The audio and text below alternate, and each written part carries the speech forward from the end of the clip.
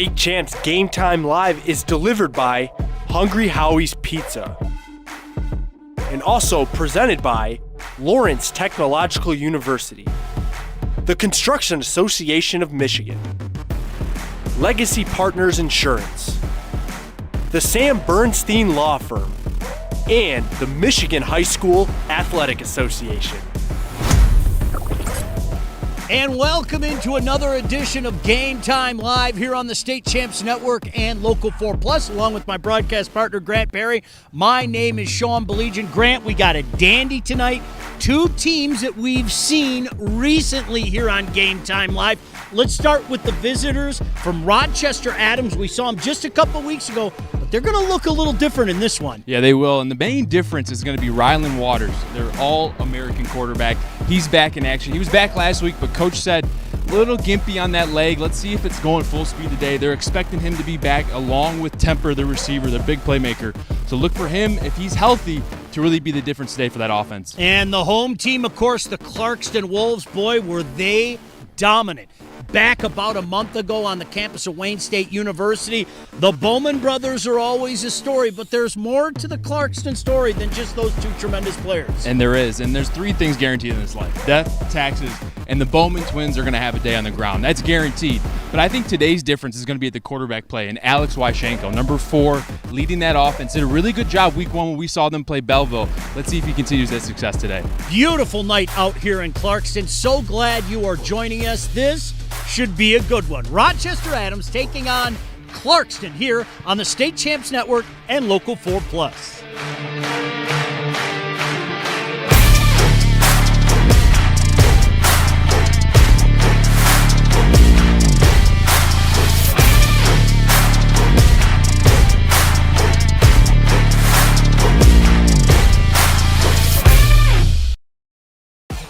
What's more authentic than a Hungry Howie's Detroit-style pizza? Nothing. We're not playing around with the pizza of our birthplace. Thick crust, cheese to the edge, sauce on the top. Where it belongs. We've seen a lot of fakes out there. Not here. This is authentic Detroit-style pizza. Order yours now online for $12.99. We sauce the top and rep for the 313 everywhere. We do bold. Hungry Howie's. This is Detroit Lions coach Dan Campbell, and this is attorney Mark Bernstein. Both of these men are respected, but only one of them can get you money after an accident. That's the Bernstein advantage. 1-800-CALL-SAM. From our very first breath, curiosity is why we question everything through barrages of whys and how comes. It now needs the tools to will its vision into existence.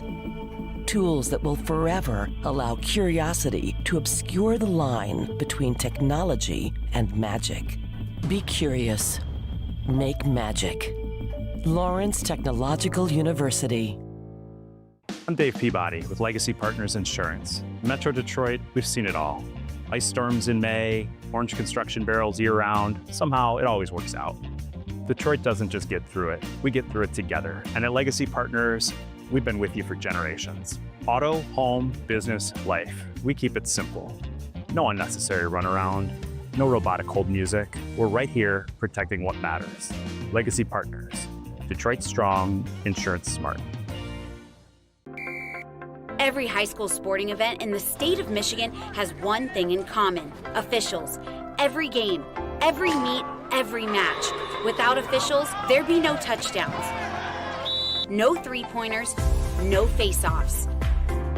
Without officials, there'd be no games. Officiating is a great way to give back to your community and stay involved with the sports you love. And officials are needed now more than ever, because without officials, it's just practice. I'm working right now, and so is Sam Bernstein Law. They're open right now. You know why? Because they work as hard as me to win. Don't wait until tomorrow to get the help you need today. Open 24/7. That's the Bernstein advantage. Open right now. Call Sam. If playing college sports is your dream, Don't wait for a college coach to find you. Recruit yourself. At Lawrence Tech, we're looking for student athletes. LTU competes in the NAIA with 24 varsity sports and athletic scholarships. Explore new degree programs like sport management, where sports meets cutting-edge education. Visit LTURecruitYourself.com and just fill out the questionnaire. It's that easy. Lawrence Technological University. Be curious. Make magic.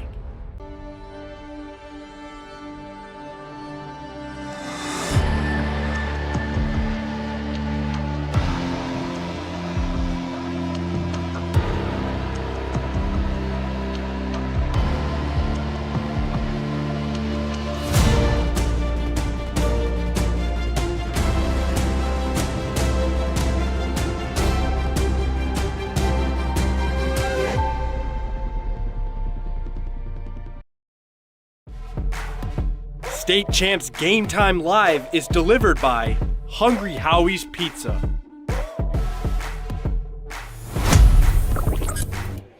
And welcome into Clarkston. What a wonderful atmosphere this is, and Grant Perry honoring the armed services, the first responders, the fans rising to their feet right now as we're paying homage to people that serve in that capacity, whether it be in defense of our country, the first responders, police officers, firemen. Something near and dear to my heart, as my late father was a police officer, so certainly a classy gesture out here at this beautiful field. It really is. What a lovely facility they have here. It is, and the events that they've done here leading up to the kickoff have been fantastic. We've got some news in this one that we will get to in just a moment. But first, we're going to have a moment of silence, and we are going to honor our country with the playing of our national anthem.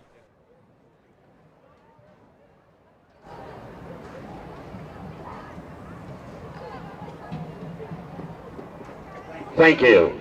And now please turn your attention to the field as the Clarkston High School Marching Band prepares to perform our national anthem. Please rise for the playing of our national anthem performed by the Clarkston High School Marching Band. At this time, we ask that you remove your hats, and those in uniform, veterans, and active service members are invited to render the appropriate salute.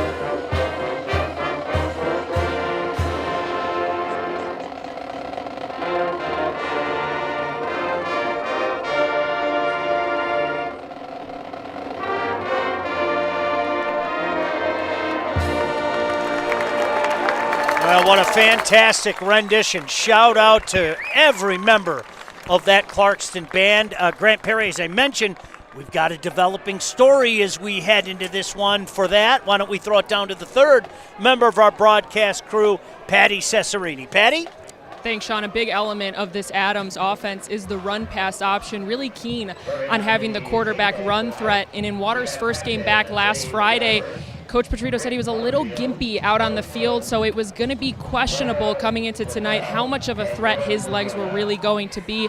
But before kickoff, I was able to talk with their offensive coordinator, Mark Petrito, and he told me that he's one of the toughest kids he's ever met. He's getting better every day in practice, and how much he'll use his legs is going to be based on his pain tolerance tonight. I also have another injury update. Just found out about it, that Clarkston is without one of the Bowman brothers tonight. Griffin Bowman sidelined with a right knee injury. If I hear more about it, I'll update you guys. Back up to you. Great stuff, Patty. Really appreciate that. And Grant Perry, listen, that's a big loss. There's no other way to say that. Now, there's two of them. They're Bash brothers, so there's still a Bash, but one less Bash. Yeah, and we've had the conversation with Coach Pintar, and he said that, hey, one of the benefits of having biological identical twins is when one comes off, we really don't lose much in having the other out there. But you look at defense. They both play outside linebacker in this 3-4 defense. So one of that side of the defense is going to be a little bit more vulnerable with Griffin out. Also, both of those brothers we know run the football. Griffin, really great runner. That's going to be a loss in the run game here today. So expect Alex Wyshenko and Lucas Bowman to pick up that slack. Highlanders in the all-white uniforms with those brown numbers. Of course, the home team, Clarkston, all-blue uniform and a helmet that looks very familiar, Grant Perry. I can't quite place it. This kick going to be taken right about the 1 yard line. Far side of the field, 10, 15.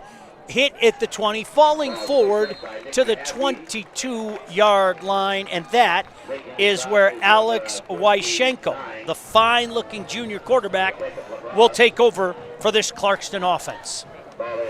Alex Wyshenko has had a lot of success this year of getting outside the pocket, not only with his legs, but when he's throwing the football. And Clarkston, they're my majority a run team, but when you see him throw the football, he really excels outside the pocket. And when it's not there, he uses his legs to pick up the hard yards. I thought he was outstanding, Grant, back when we saw them about a month ago against Belleville. Receiver in motion, two split to the far side, two to the near side. Wyshenko's going to keep it. Big hole. First down and more. Out close to the 35-yard line. They're going to mark him down at the 34. How about that to start things out? A gain of about 13. And really good job there by Alex Wyshenko. And see here on the screen here, this is outlining their starting offense. And we've talked about Alex Wyshenko. We've mentioned the Bowman twins. Number to watch out for is number 18, Hank Hornug. He is their deep threat, big playmaker in the pass game. When they need a deep threat, a big explosive play, they're going to look 18's way. First and 10 up at the 34-yard line. Wyshenko sends a man in motion again, this time split to the near side. Going to keep it on the ground, though. Look out, big hole and another big first down run, Grant Perry. Chunk yardage, a 13-yard run, an 11-yard run, and that, of course, to Lucas Bowman, and another first down for Clarkston. And these defensive ends today are going to have their hands full. Right there, Drew Szymanski, number 54, was in on that play. Right here you see on your screen is this starting defense. Number to watch out for, that free safety, Jesse Giaddis, a senior, 5'10", 175-pound playmaker in that back end. Does a lot of good things for that defense. And in the corner, number 7, Sam Hollenbeck. Look out for those players to make an impact on the perimeter. Great start for the Wolves. 2 carries, 24 yards. 2 receivers split each side. Receiver in motion again. They're going to try the jet. Coming near side. Finds the hole. Another first down run. Spins right about the marker. Pushed back. I'm not sure he got to the marker now that I look at it. He spun about a yard short, but ho-hum, they're going to have to settle for 9 yards on a first down carry. Yeah, not too bad. 9 yards on first down. You're in winning football. And when you get the ball in the number 13's hands, Wendell Childs Jr., 6'2", 162 pounds. He's only a junior, but, man, this kid can fly. Won the 800-meter and track in the state title last year, and this kid's picking up offers from all around the country. You'll see here why today. If he gets in space, he's a hard fellow to catch. Grant, those biggins doing some work up front early. Trip receivers far side, 1 near side. Wyshenko, shotgun formation on this 2nd and 1. The give is to Bowman. He's got the first down. Not a lot of room up there, Grant, but he didn't need a lot of room for the first down. He takes it up to about the 49-yard line, and that will move the chains. And you can just see the No, they're not going to give him the first down. My apologies. Ooh. Hey, Hungry Howie's is a great partner of the State Champs Network's Mr. Football and Anvil Awards. Hungry Howie's Cajun Crust, famous for flavor. Order your pizza at hungryhowies.com. So 3rd and a foot. Boy, I thought he had that, partner. Hand off to Bowman. He's got that one and then some.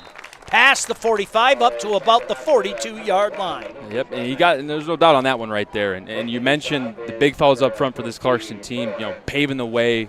They really live behind the identity of that old line. They believe that you have to win the line of scrimmage in order to put yourself in a good position in ball games. And if you see a little bit of a unbalanced type of look here where they run more to the left side, it's because that left tackle, number 77, Hayden Flavin, switch commitments from Miami, Ohio to Northwestern. He's a Big Ten prospect, standing at 6'7", 290 pounds. 1st and 10, trip receivers near side, one far side. Wyschenko back to pass, first time all day. Fires, completes it, out of bounds, right about the 30-yard line. Boy, there isn't much that they're doing wrong right now. They are moving the ball right down the field. And going into a game, a team usually has those first 10, first 15 plays, and you usually know what the defense is going to give you. And Alex Wyschenko is doing a great job of not trying to do too much, letting the ground game take over, and right there you can see his throwing ability and great touch and accuracy on that football. Wyschenko again, shotgun formation. Lucas Bowman, the lone setback with 2 receivers split to the far side, one to the inside. Going to keep it on the ground to Lucas Bowman, putting his head down, plowing his way, hard yards, up to about the 25-yard line. Didn't look like there was much space up there until he went all raging bull. Yeah, and these Bowman twins, and it's a shame we're not going to see Griffin out here today, but you see the carries by Lucas Bowman. He's going to carry the majority of the load today with his brother being out. And they're very comfortable living in that 3, 4, maybe even 2 yards. As long as it's positive, they feel like that is the track for success on their offense. 2nd down and 4. 2 receivers split to the near side. One in motion now. Single setback on the right hip. Trying to get outside, makes a cut, can't get outside. That time it's Ty Duffy on the carry, the junior running back. You'll see him in the defensive backfield as well. Just couldn't get the edge that time. Big stop by the Highlanders, and let's see what they can do with a 3rd down forthcoming. 3rd down and 4, and really good job there by the edge pressure of containing the edge, making that run cut up inside, and the number 5 senior linebacker, Matt Tempner, with a great tackle there. In 3rd down right here, the playbook's pretty open. 3rd down and 4, definitely probably in 2-down territory, but they do have a great kicker in Aiden O'Neill. Trip receivers near side, one far side. Lucas Bowman checks back in on this 3rd and 4. Wyschenko back to pass. Steps up, fires, complete. First down, no. Oh. They are going to say he caught it, absolutely. Nice job kind of reaching behind himself to make that catch, Grant. At about the 19-yard line is Cam Love. And as a receiver, you want that football to land in front of you. You want a clean, friendly football so you can turn the field up and start running with it. But right there's situations where as a receiver, you have to make your quarterback look good, come down with tough 3rd down catches. And right there, number 4, Cam Love, was able to haul that one in. The ball that was a little bit thrown inside, but he made the quarterback right and helped move those chains. First possession of the game. Clarkston matriculating their way down the field. The 1st and 10 at the Highlander 19-yard line. The give to Lucas Bowman. Bowman plows his way out of a tackle. Inside the 15 and down close to the 10-yard line. Boy, he does not stop. No, he doesn't. And as a running back, you got to keep your feet moving through contact no matter what the situation is, because you never know. Maybe that defender's just going to lose grip and you're going to be able to run through that right there. Great example, running through hard tackles. And this is a kid, number 1, Lucas Bowman. If he gets to that 2nd, 3rd level, you can kiss him goodbye, because it's a lot harder to tackle him if you're a DB versus a lineman. You want to get those linemen hands on him and try to bring him down. Right there, he's able to run through those linebackers and get to that 3rd level. 2nd and 2 from the 11-yard line. Checking back in, Ty Duffy on the left hip of Wyschenko. Sends a receiver in motion near side, gives it to him on the jet. Makes a cut, and his legs cut out from underneath him. Hey, when looking for the tools that will turn your curiosity to magic, look no further than Lawrence Technological University. Go to ltu.edu for more information. Lawrence Technological University. Be curious, make magic. Boy, it looked like there was some room out there, Graham, but that turf monster, you never know when he's going to step up and make a tackle. Yeah, and one thing that Clarkston does a really good job of is they run east and west. They get you tired, and then they run north and south. Right there, they weren't able to capture the edge, and Temper, again, with a great tackle for that defense. Lucas Bowman checks in, gets the handoff. 1st down, inside the 5 and down to about the 3-yard line. Late flag coming in, though, Grant. Let's see what that's about. That came in very late. Yeah, from the side judge as well. I wonder if they get a hold in.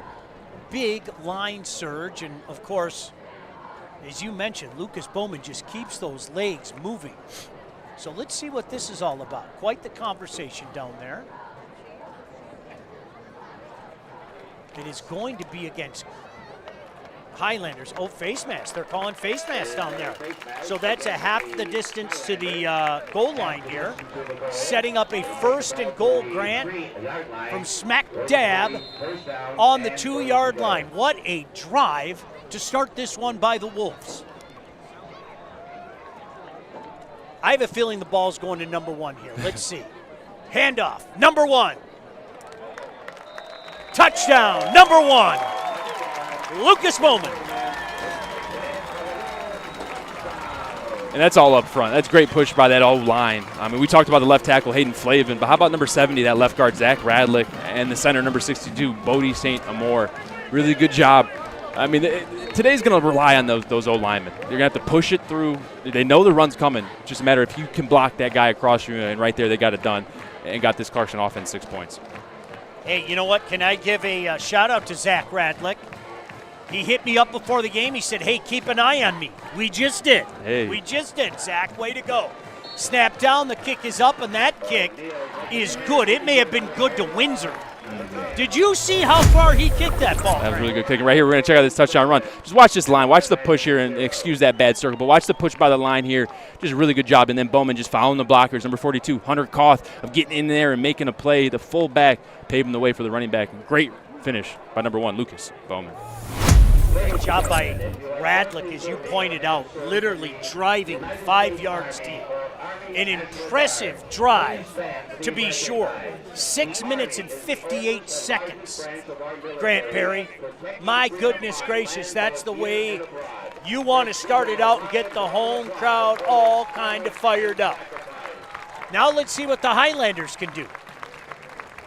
They trail 7-0. And they got to respond. And on that drive, that face mask didn't help them. Talking with Coach Petrito, so they really got to cut down on the self-inflicted wounds.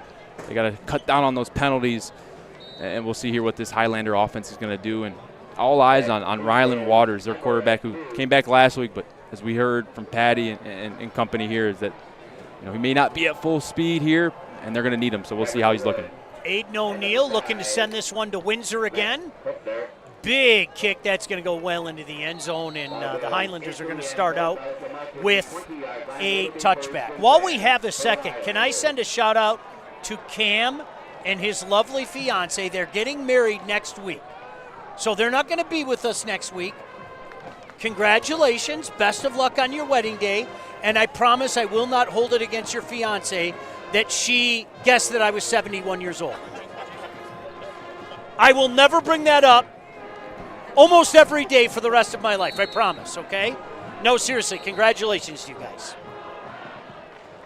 1st and 10 for the Highlanders. And that quarterback is number 10, Rylan Waters. And as you mentioned, Rylan Waters, the 6'3", 205-pound quarterback, back in there, Grant Perry. Illegal procedure against the Wolves. An illegal procedure, pre-snap, how about that, against the Wolves. I believe that's what was called.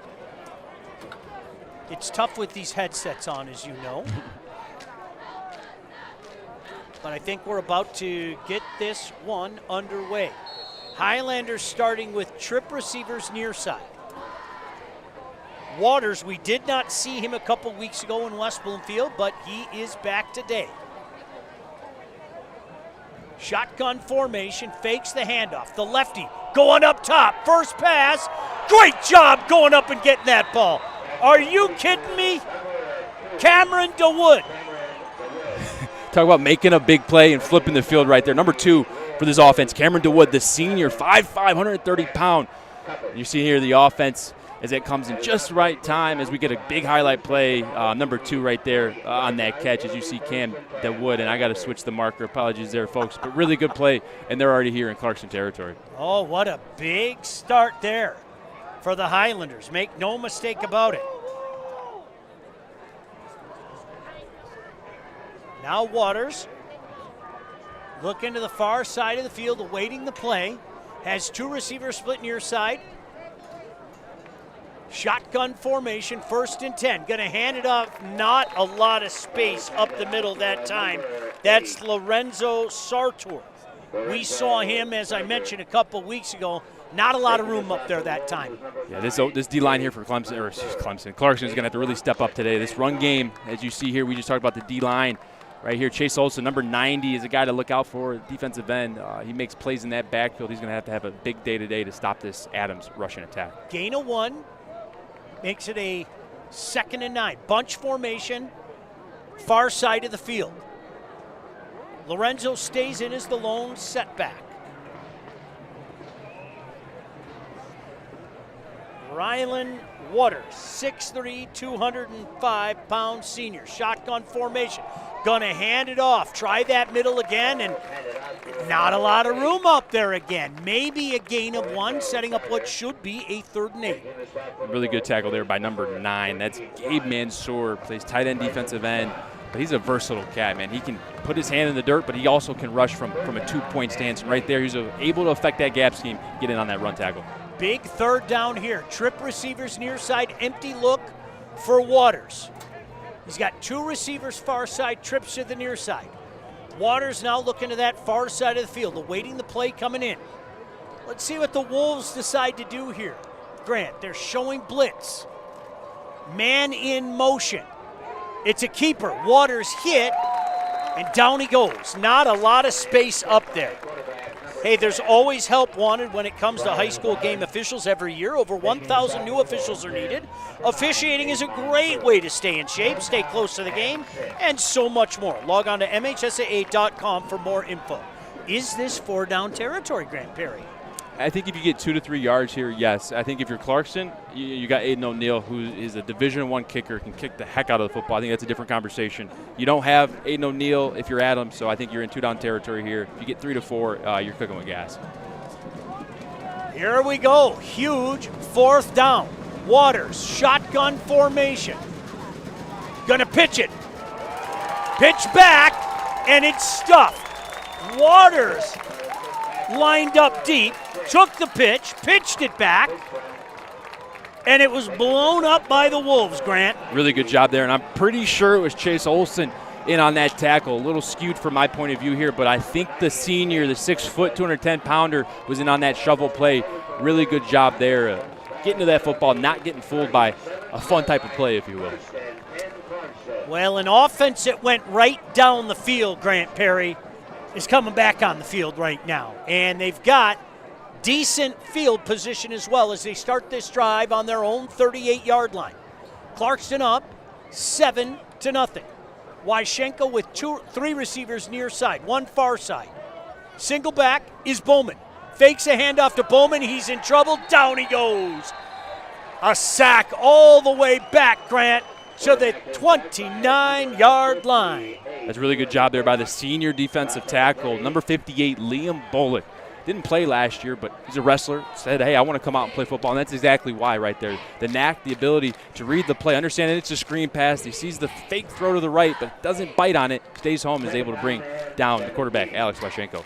They're going to mark that just shy of the 30, so it's a loss of 7, setting up what should be a 2nd and 17. What a crowd here in Clarkston, and they're still arriving, Grant. You got your Bowman twin right here in the slot. That's Lucas. Look for a motion or something involving him to the field. Empty backfield, trip receivers far side, man in motion. They fake the jet. Keeper by Wyschenko didn't fool anybody. You had the spy staying in and making that tackle. That was Drew Szymanski, if I'm not mistaken. Yep, that was. The defensive end did a great job there of staying home. And we said the defensive ends here for Adams today are going to be busy. There's a lot of quarterback design run for this Clarkston offense. So what do you have to do if you're backside of that run? You got to pat your feet, slow to the point of attack, and make sure that you see that ball to clear away, then chase it. Because if not, the quarterback's going to pull it and come right to your angle. 42 seconds remaining in this first quarter. 3rd and 15 for the Wolves. Sending a man in motion. Wyschenko back to pass. He's got time. He steps up in the pocket. He's running out of time. He fires. One hopper. Incomplete. Did a real good job trying to sell it, but that, no doubt about it, was a one hop. Grant. Yeah, that was good effort right there. They almost had a little Patrick Mahomes-esque, if you will. And there's a yellow hanky. I wonder if he was in front of the line of scrimmage on that throw. We'll have to check, but nonetheless, great effort by the quarterback, Alex Washenko, trying to make something out of nothing. But also, you got to be careful. The ball security around that defensive line is a little hasty. You don't want to turn the ball over in your own area. Well, I know this. Regardless, Clarkston sending the punting unit out there.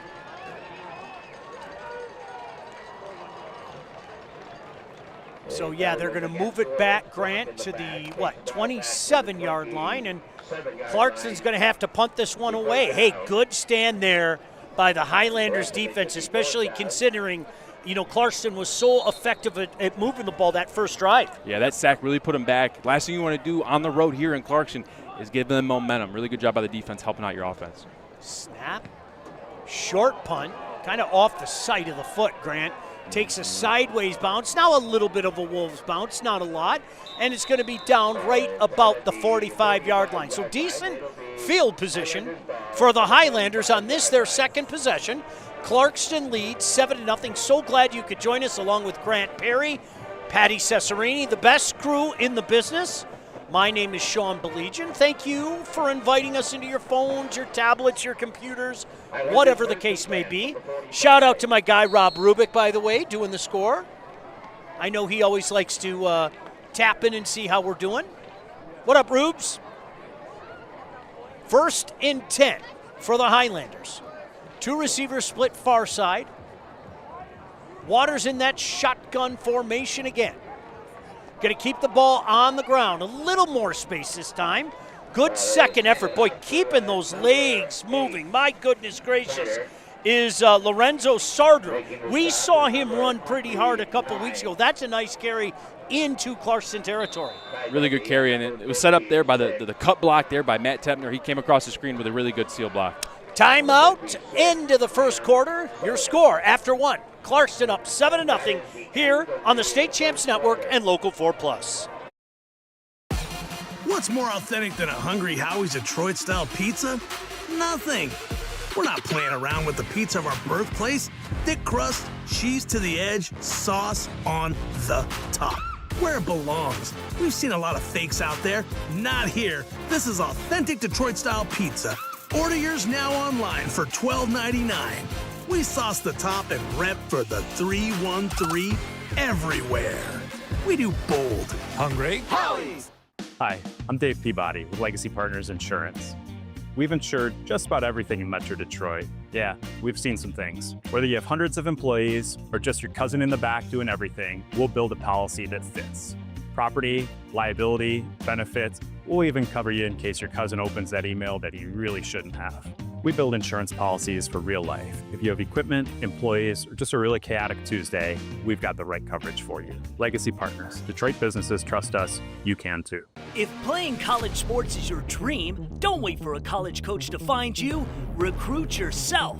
At Lawrence Tech, we're looking for student athletes. LTU competes in the NAIA with 24 varsity sports and athletic scholarships. Explore new degree programs like sport management, where sports meets cutting-edge education. Visit LTURecruitYourself.com and just fill out the questionnaire. It's that easy. Lawrence Technological University. Be curious. Make magic.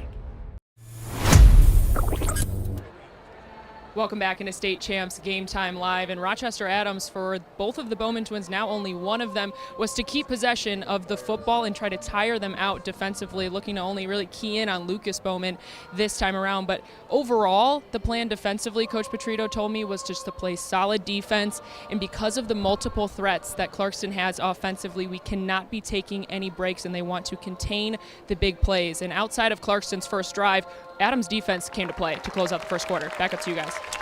You're absolutely right about that. Great stuff as always, Patty. Boy, a big statement by the Highlanders at that late juncture of the first quarter, Grant. Yeah, ability to get the ball back there and give your offense another try here, especially with the field position from the punt. You can't ask for better defense there, especially when your offense isn't quite clicking. Maybe your quarterback isn't quite 100%. Haven't seen him run in the open field yet. I think that'll be our true first test to see, is he at full speed once he gets in that open field? Because when Rylan Waters gets in the open field, boy, you can tell he's a lot to handle. So we'll see here on this drive.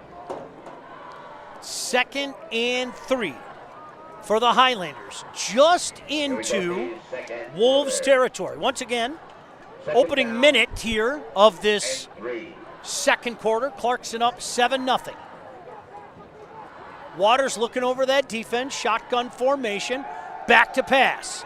The lefty going to step up. He's going to take off and run for it. He's got the first down, shoved out of bounds at about the 43-yard line.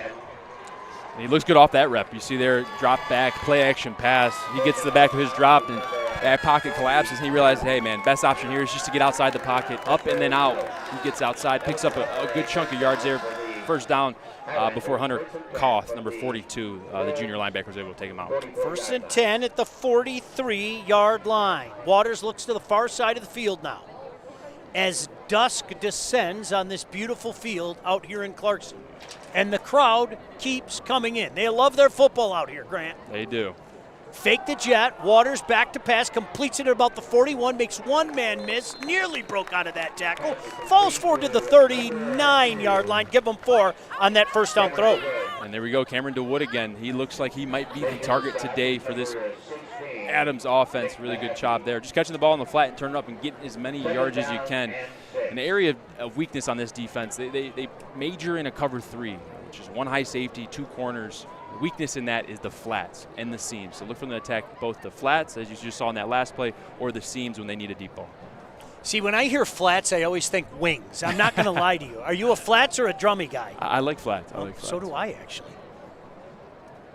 But I'll never discriminate, Sean. No, I'll eat them all. 2nd and 6. Waters going to keep it himself. Makes one man miss, dives forward past the 36, close to the 35. Hey, football fans, the action doesn't stop after Friday Night Lights. Keep it rolling with the State Champs High School Sports Show, covering all sports every Saturday morning at 10:30 on WDIV Local 4. I want to give my partner a shout-out. Doing some great segments on that show. I saw your conversation with Alan. Oh, good stuff. You? Yeah, enjoy doing the recruit I think roundup. you know this football stuff, Grant. I really do. Been around a few games Little bit, huh? 3rd and we'll call it 2. Clock running, 10:20 to go here in this second quarter. Waters back to pass. Looks, fires. Did he come down with it? He did. What a catch at the 15-yard line.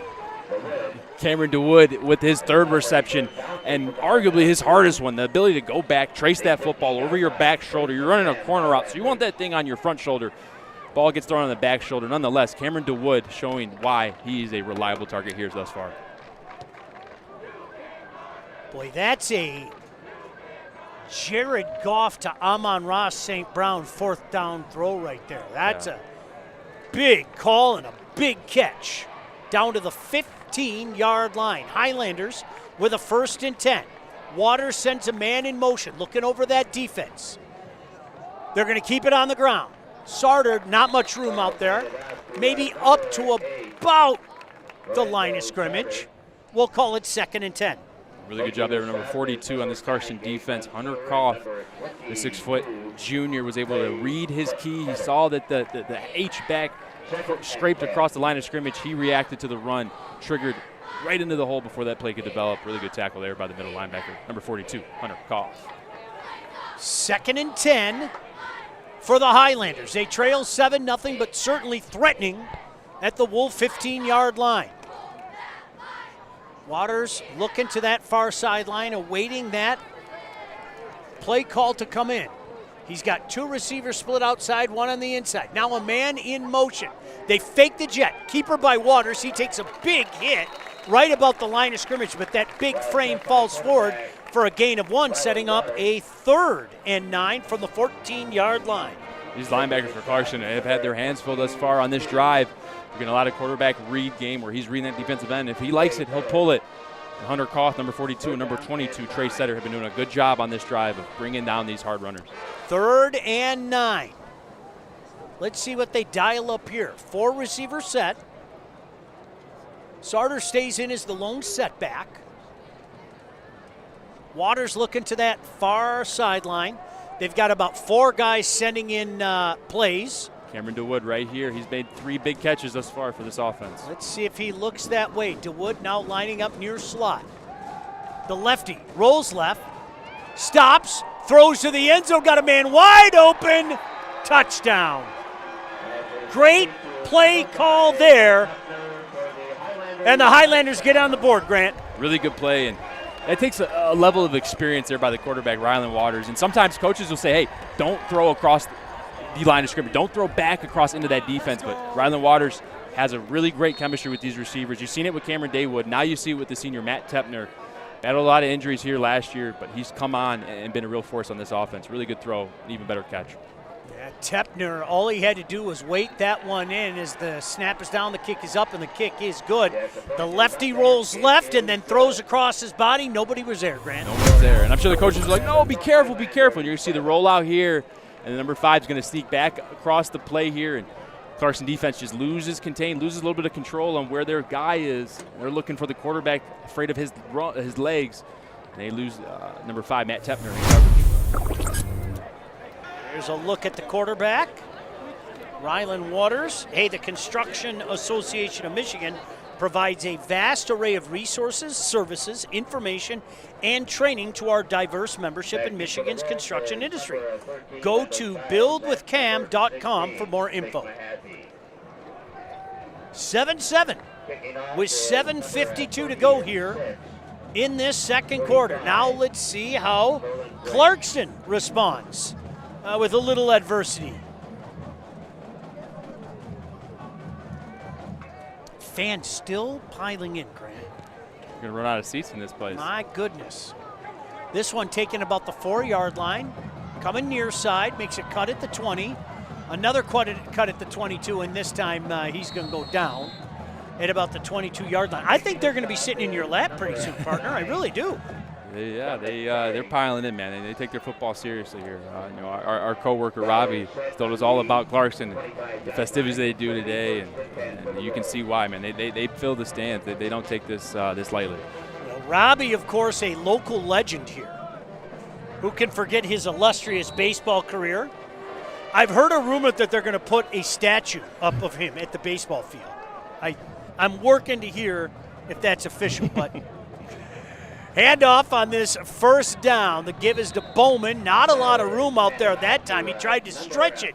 Grant brought down after a minimal gain. We'll call it 1 because we're nice, setting up a 2nd and 9.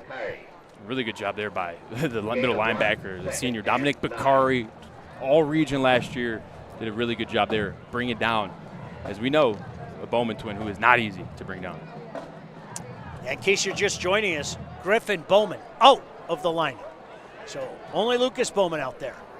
3 receiver set, man in motion from the near side to the far. Wyschenko going to keep it on the ground. First down and more. There's Lucas Bowman. Keeps those legs churning out past the 35. First down up to the 37-yard line. And Clarkston's formula, they're going to attack you west. They're going to jet sweep you to the right. They're going to put Wendell Childs in that jet motion and try to use his speed. And then they're just going to go right down your face there inside, in between the tackles with Bowman. They want to get you tired running east and west, running sideline to sideline, and then they're just going to overpower you through the tackles. And right there, you see Griffin Bowman piling through for a first down. Lucas Bowman. Fresh set it down. It's up to the 37-yard line. Wyschenko in the shotgun again. Receiver in motion for the far side to the near side. They keep it on the ground. Guess who again? Another big burst out past the first down marker up to the 48, and that is another first down for Clarkston. And that's a beautiful thing on when you get a defensive end that can really disrupt a play. One attack that you can game plan is these quarterback reads. It's freezing him in his place, right? You make him make the decision, and you work off of him, and that's what they did just right there. Hey, if you are looking for a way to keep up with multiple high school football games on a Friday night, boy, do I have the show for you. How about every Friday night during the regular season, join hosts Ryan Slocum and Rob Rubik on the State Champs YouTube page and Local 4+. Going to keep it on the ground. This is blown up nicely, Grant. That's going to be a loss. Back to the 45. Late flag comes in, though. Let's see what that's about. As is, that's going to be a loss of 3. But let's see what that conversation is about after that late hanky was thrown out there. Taking that shot on the last place, number 41, Luke Rowski. Still having a conversation out there. You see the players kind of pointing at each other. Oh, that's a huge penalty, Grant. Yeah, it is. Personal foul. That's turns a -3 into an automatic first down.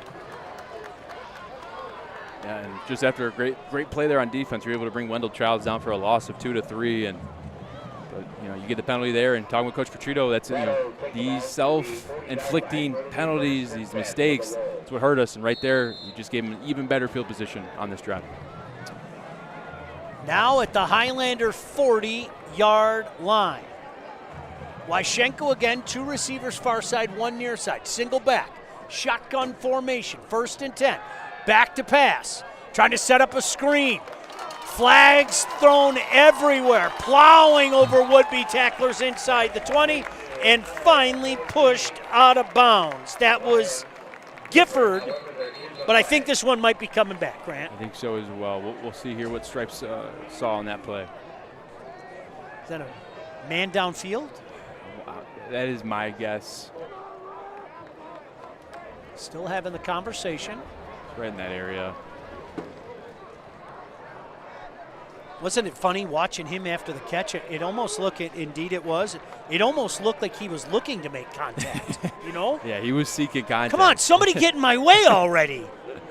Hey, power up your passion to a professional level by enrolling in one of Specs at LTU's 1-year media arts certificate programs. Broadcasting, digital media, graphic design. Start today by logging on to ltu.edu/specs. So a 1st and 15 for the Wolves now.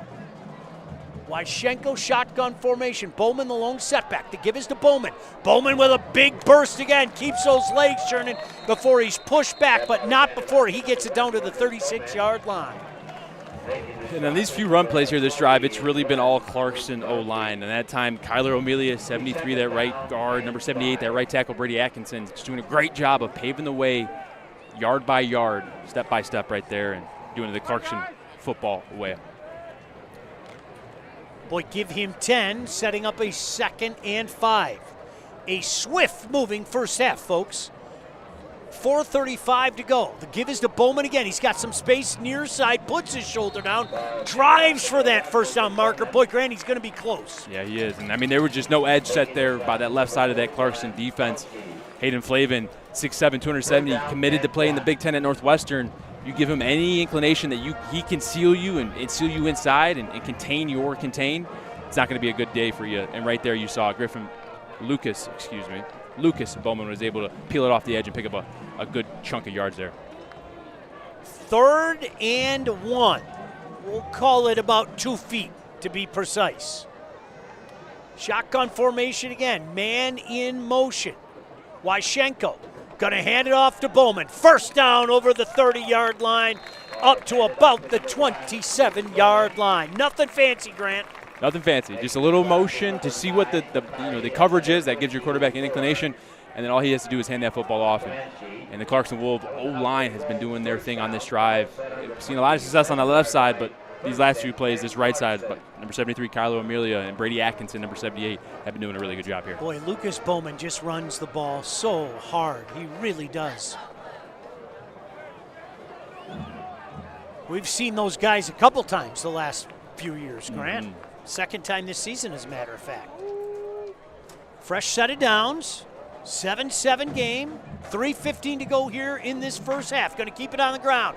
Great job again by those big nasties. And once again, I got to say it, it's number 70 leading the way. My goodness gracious, they are just opening holes, Grant. Yeah, they are. Zach Radlick there, number 70. We talked about him earlier, doing a great job. And this Adams defense is going to have to bend but not break here, as this Clarkston Wolves offense is picking up 3-4 yards a pop. Just how they want to operate. 2nd and 5 from the 22-yard line. Going to keep it on the ground. Some space up the middle, not a lot this time, up to about the 20-yard line. Grant, this will make for an interesting 3rd and 3. Yes, it will. Yes, it will. And, when you have a threat in Aiden O'Neill, you pretty much feel safe kicking anywhere, inside the 35. So they're in field goal range here. But it just doesn't matter if Coach feels confident if we get a few yards here, are we going to push the tempo here on 4th down if we don't get it. Ty Duffy got the last 2 carries. Checking back in is Lucas Bowman on this 3rd and 2. He's on the left hip of Wyschenko. Shotgun formation, whistles blow. False start. Oh, going to move him back 5 yards. I think they're going to get number 14, tight end. It was in line on the line of scrimmage there, number 14, Ryan Gifford. A little excited. He loves the contact, and he almost pancaked him after that the whistle blew. So he's just eager to go make a play, but only if it's positive. Big 3rd down looming. Obviously, Grant, this changes the way that you want to do things here.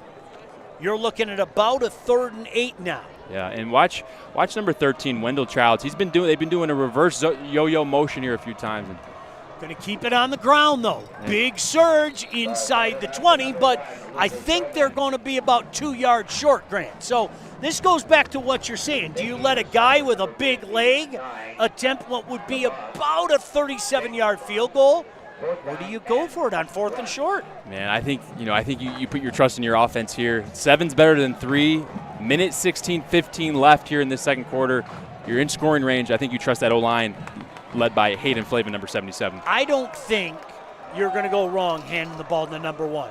There's the handoff to number 1. He dives, and I'm not sure he got there.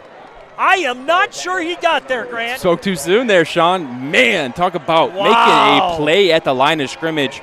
Talk about it's gap, sound, integrity football. You can't give up your gap. You have to stick in there. No matter how many guys are coming, no matter how many dogs are piling up on that dog pile, you got to fight. And right there, they did a great job. They met Lucas Bowman right at the top of that pile and rejected any 1st down advances.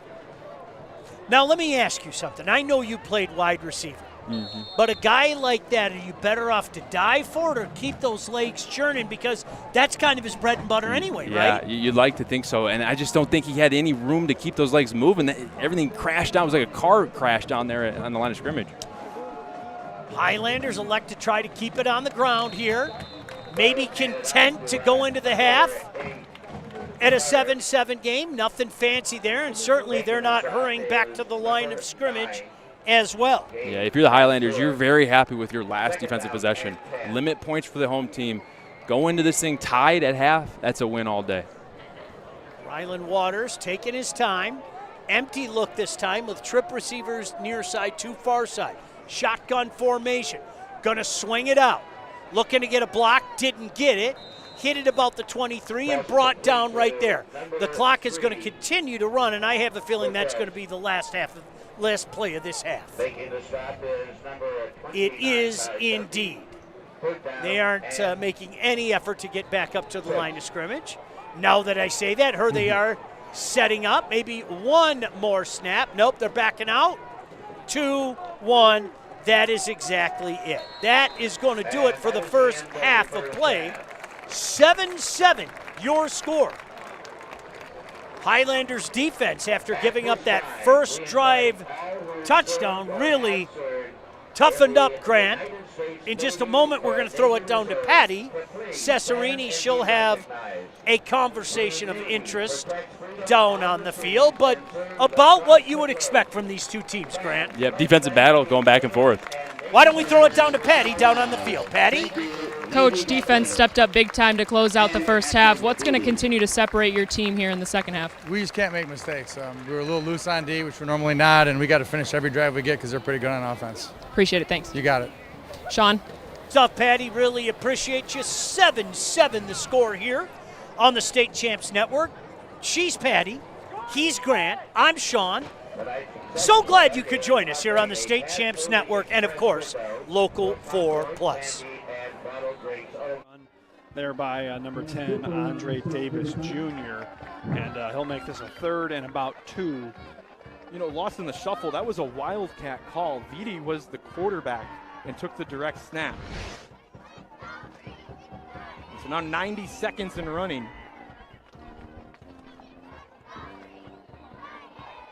3rd down, another key point in this game. Who wants it more? The physicality was something both coaches brought up. Sheridan back at the timeline. They're going to have to use another timeout. That's the second time Sheridan has had to look back at his sideline and then forced to call his own timeout. That's all right. When you get down here inside the red zone, it's really important that you get the call right. You don't waste any plays here. And on a key Chance to third take the down, if they're lead. looking to either score or. All right, Rob, here we are, Caledonia, East Kentwood. We just saw it. That game's tied up now at 6 apiece, and once again, Divine Child's over here looking to make something happen. Yeah, and I told you we were going to have some good games. I Yes, saw you the did. schedule tonight. I knew East Kentwood, Caledonia would be a dogfight, and I knew Divine Child and Lumen Christi would be a great game. And the Battle of Port Huron seems to be going pretty well. So we got some games that are going to come down, and we're going to be entertainment plus when we get about 9 o'clock. Yeah, absolutely, and we will bounce you all around. If you were with us last week, you saw it, man. We were going from one place to the next. We were playing hopscotch over here. Yeah, but I think our director and producers are doing a much better job, but a great job tonight. We're staying with games a little bit longer. You get a little bit more flow of what's going on in that game, and I like that. As you see on the right, on a third down and short, I'm not sure they got it. So it's going to bring up, maybe we go big with a minute and counting and a half, unless there's a timeout.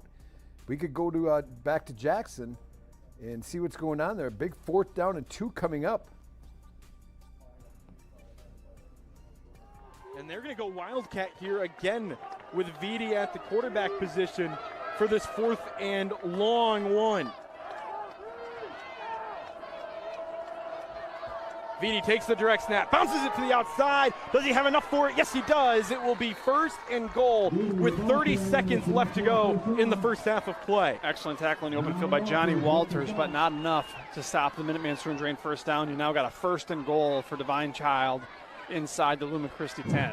Vidi wanted to go up the middle, then instead saw the opening, bounced it outside, and got enough for the first down. And that is going to be another timeout from Divine Child. They will use all 3 in about a span of 4 plays because they need the score. You need points off the board here if you're Divine Child. But now, with only 24 seconds left, you got to be very careful if you're tackled in the field of play.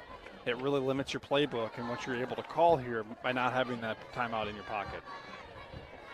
Lumen Christi does have one if they decide to use it at any point in this goal situation with their backs. Lumen Christi had a timeout right now, actually taken by Divine Child. We got a lot of things happening here. And look at the Oxford Lake Orion. I said that's a great game. And now Oxford on the 30-yard line getting in, and in the bottom left, Grosse Pointe South and Roseville. Was that Roseville just put it in the end zone? Yeah, run down the sideline, touchdown. And up top, we got the Battle of Port Huron we talked about. The Huskies with the ball in the blue, the Navy.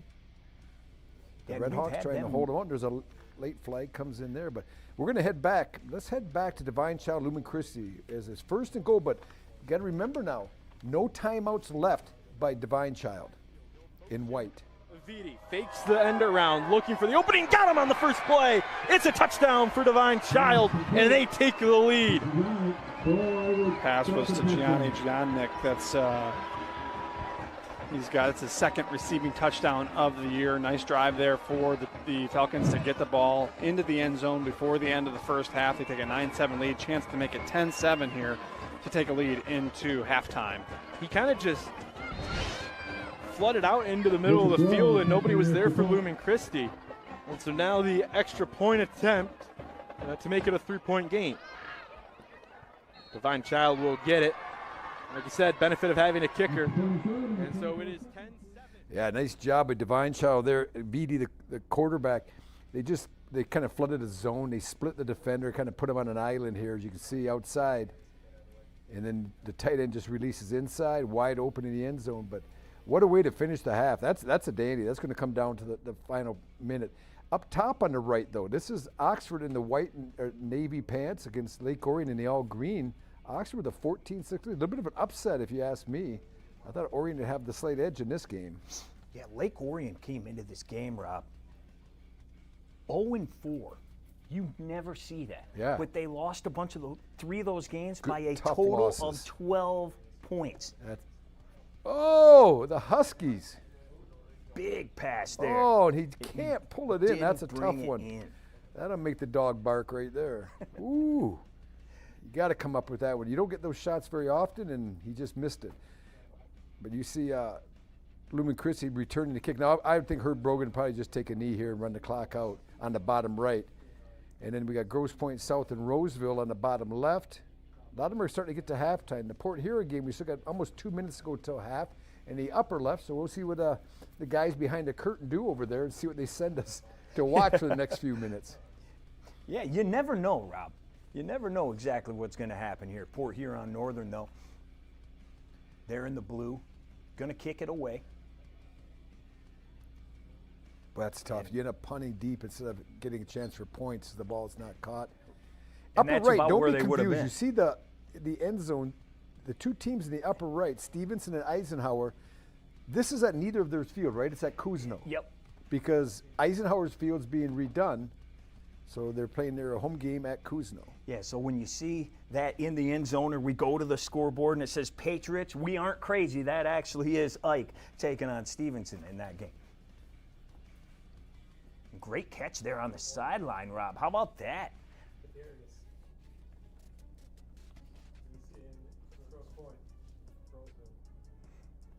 Great job on that catch. What do we got down here, Rob? Well, you know what we're going to do right now in the bottom left? We're going to go for a quick update from Kadarius Flowers. He's at the Grosse Pointe Roseville game. Kadarius, tell us what you've seen so far.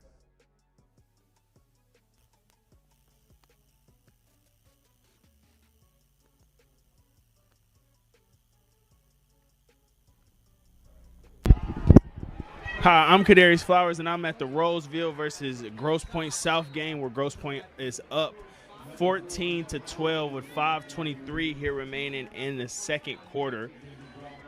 Grosse Pointe has the ball at right about the mid-yard line, and right about the 50. The people that have scored today have been Demyron Brown. He just ran the last one in for Roseville. Samuel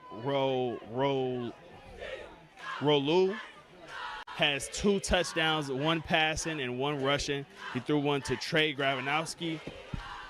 And so far they have the ball going down the field. And I'll send it back over to you. All right, Rob.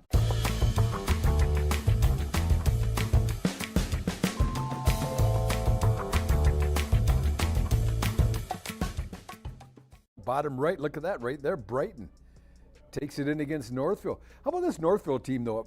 I mean, living in obscurity for years and years out there in the Kensington Valley, and now all of a sudden, the last few years, they put a pretty good product on the field. I mean, that was Brighton. Brighton dominated them for years, but not any longer. You got a lot of great athletes in that entire school. The volleyball team won the state title. The baseball team won the state title. Now the football team's undefeated. Man, they're growing them over there in Northville nowadays. You're just flexing on me right now, Ryan. You're just but, throwing all that stuff out. I can bench the bar, Rob. Yeah. But yeah, Northville putting up a fight here as Brighton, though, just scores, and maybe they'll go zoom in on the scoreboard to give us an update. Yeah, and we do have Lauren Plant. And our there reporter it is, is out there. 7-7. Wow, another great one. Tied up with $1:19 to play before the break. See how Northville plays it, if they try to get aggressive or if they come out conservative before the half. And we see the Stevenson-Eisenhower game going to half in the upper right, all the blue wave. Hey, Rob, Lauren Plant is at the game. We have him right now. What do you see on that drive there, Lauren? Please make your way down to the northwest side. Well, hey, guys, we've got a back-and-forth battle here, and this is exactly what we were expecting. Northville opened the scoring on the first play of the second quarter. Cooper to catch hit Austin McGarrow for a 25-yard touchdown on 4th down, putting the Mustangs on top 7-0. But Brighton has just responded in a big way. They started deep in their own territory at their own 2-yard line, but behind a punishing, time-consuming drive powered by the sophomore Dom Noss. They marched the length of the field. Noss capped it off with the 2-yard touchdown run. Just over a minute left in the half. We're all tied up at 7. Back to you. Awesome. Appreciate that, Lauren. Yet these games, as Rob just said, we're getting near halftime. Under 2 minutes to go in nearly every game. We haven't checked in with this in quite a while. Menominee, Houghton, all the way up in Rubik territory. I knew this one. I thought we'd get away from Houghton. They're trying to hang in there. They actually have the ball. Menominee in the maroon and white. Houghton trying to gremlins. I think they're feeling like there's a few extra gremlins on the field right now for Menominee. Yeah, how about that name? Maybe we get a score here. I predicted I don't want to say what I predicted. Pain. Yeah, like yeah, Mr. pain. T. Put it this way. It's not Halloween. It's not a good night to be a gremlin. Maybe this was played October 31st. It would be better. They look good in that orange, though, man. How about that field? The field, beautiful up there. It's one of the. I think there's 4 turf fields in the Upper Peninsula. I know Calumet has one. Houghton has one. I mean, when you're up in the copper country like that, you get snow, butt high to a giraffe. So you better have a turf field, or else you get a lot of shoveling. I found it interesting doing research for this game, Rob. Just the way it is, the way Menominee's all the way on the other side, over there darn near Green Bay. Yeah. Oh, my sister lives in They're Menominee. in a different time zone. It's about 90% cheeseheads. That's the bad part. I always tell those people in Menominee, just move to Marinette. That way you're in Wisconsin and make it official. If you're going to be a Packer fan. The old point guard when I was in Lakerland back in the day was from Menominee. Really? Jason Boucher. Shout out to you, Jay. Yeah, he's a Menominee native. So there's the score, is 36-6. What quarter? Is that still the second quarter? Yeah, that's second quarter. 7.5 still to play in that one, 36-6. And they have been getting out of hand the past couple of years when they're playing. 50-0 last year, 56-0 the year before that. So they did get on the board. Well, it's 36-6, but it's going to be running clock here when they start the second half, once they get through the second quarter. Menominee's an interesting team. They run single wing. Now, when Ken Hofer was there, and what a single wing is, if people don't know, is you don't really have a quarterback. You have like 2 guys in the backfield, plus you have a wing, and you can shotgun to either one of them, so they all have to be able to throw. They all have to be able to run. They all have to have ball handling skills. And the really neat thing about the single wing is when the head coach, the varsity coach, goes in the elementary school, and you ask like the elementary PE teacher of the 5th grade class, who's your like 3rd or 4th best athlete? And the coach said, well, this kid here. They make him the center because you're centering the ball in all different directions. It's just not a straight shotgun. Right. So they don't want the best athlete. They want him to still be the quarterback, but they want a good athlete at the center position. They run some really funky stuff out of that single wing. It's hard to prepare for because you just don't see it often. I don't know how many teams are running it currently in the state of Michigan, but a few years back, probably more than a decade ago, St. Charles ran that as well. And they were the only two. They were in single wing? The single wing. And they were the only 2 teams in the state at that time that were running the single wing. Not sure how many there are now, but that just tells you how rare it is. You know what? One we could maybe go to now is I'm looking at Caledonia, East Kentwood, and the bottom left here, East Kentwood, the clock, we're running down, just approaching a minute in the first half. East Kentwood trying to put more points on the board with a 7-6 lead. Maybe we go big on the East Kentwood game. There it is. Just ask and shall receive. And they hit a seam route. Touchdown, Falcons. You call the coach. You want mighty deep. If you want 6, if you want a first down, if you want to make a play, you are looking for number 4, Mighty Edmonds. When the clock is getting under a minute, like I said, teams are defending the sideline so you can't get out of bounds. The middle of the field is there's chances there. So, we just exploited that a little bit. It's good. Great job by Kaufman. And again, that drive was, 35 seconds? A 35-second scoring drive. Jaden Garcia's extra points. Good. Maybe that's what Coach Spence knows. Maybe he's like, hey, it ain't going to take us that long to score. I don't know. So that's why he was holding off on the timeouts a little bit. But yeah, the student section living it up now, and the place has really come alive. But it sure has. What a great drive. And really important, again, like I said, getting that lead before halftime. Now the juice is back in the stadium. And Kentwood gets the ball. Things are rocking. Kentwood gets the ball on the second half. Justin Bieber playing Baby, Baby, Baby on the, the student section's going crazy down there, and I love it here. I love it. Tremendous drive by the Falcons, and again, they get the ball to start the second half, and that's one of those drives that Bill Belichick liked to call a 2-for-1. You score at the end of the half, you get the ball right back. He likened it to a 2-for-1 possession of basketball. I think just kind of getting to know Cade a little bit. He loves to just go.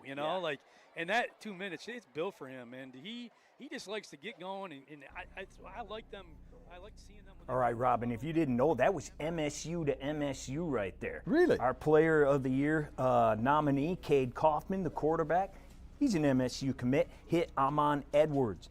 Edmonds, I should say, over the middle. He did the rest of the work. MSU commit as well. You know, it's funny. Ty Spencer must have heard that saying, "Head west, young man." Yeah, right. Because the former Martin Luther King head coach, wasn't he? Yes, sir. Now at East Kentwood, so he goes from the east side to the west side of the state, but some things haven't changed, and that's his success. As you can see, he has another good team, and he has some dudes now.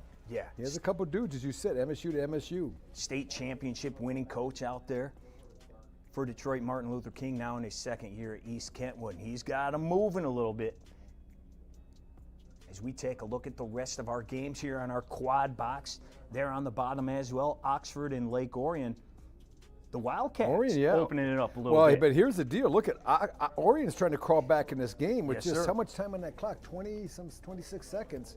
2nd and 4. Let's head to Lake Orion and check out, see if the Dragons can finish this drive. Brody back, looks, throws, intercepted. At the 2, brought out to the 6.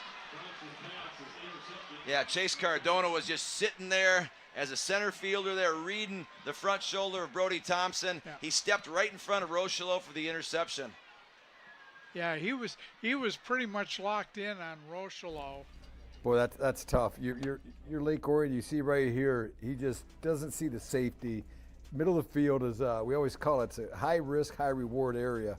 And you got to find that safety. And if you don't move him and if you don't see him, you can't throw there because that's what happens.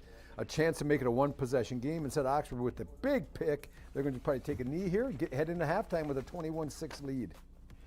Yeah, Ryan Rochlow with the interception there right at the goal line. He was going for his big man down there, but he didn't see the little man who popped up in front of him. 10-0 you see there up top. South Line, Walled Lake Western. South Line, 10-0.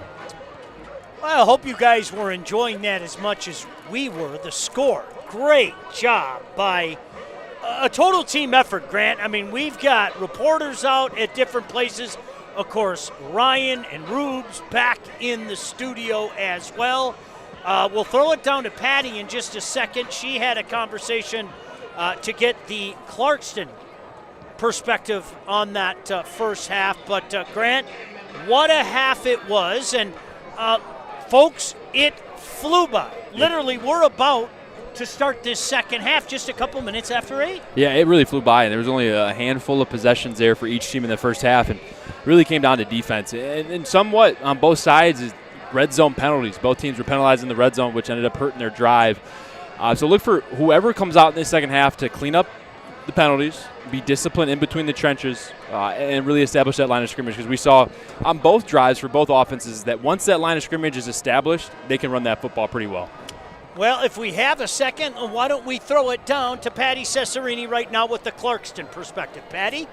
Thanks, Sean. Yeah, had a chance to catch up with Clarkston's head coach coming out of the locker room, and he told me that the sticking points were that he really liked the way that his defense was playing, but he told his guys, we just got to stop beating ourselves. A couple negative plays, too many penalties, but if we can play sound and no mental mistakes and quit beating ourselves, we're going to be in some pretty good shape. Back up to you guys.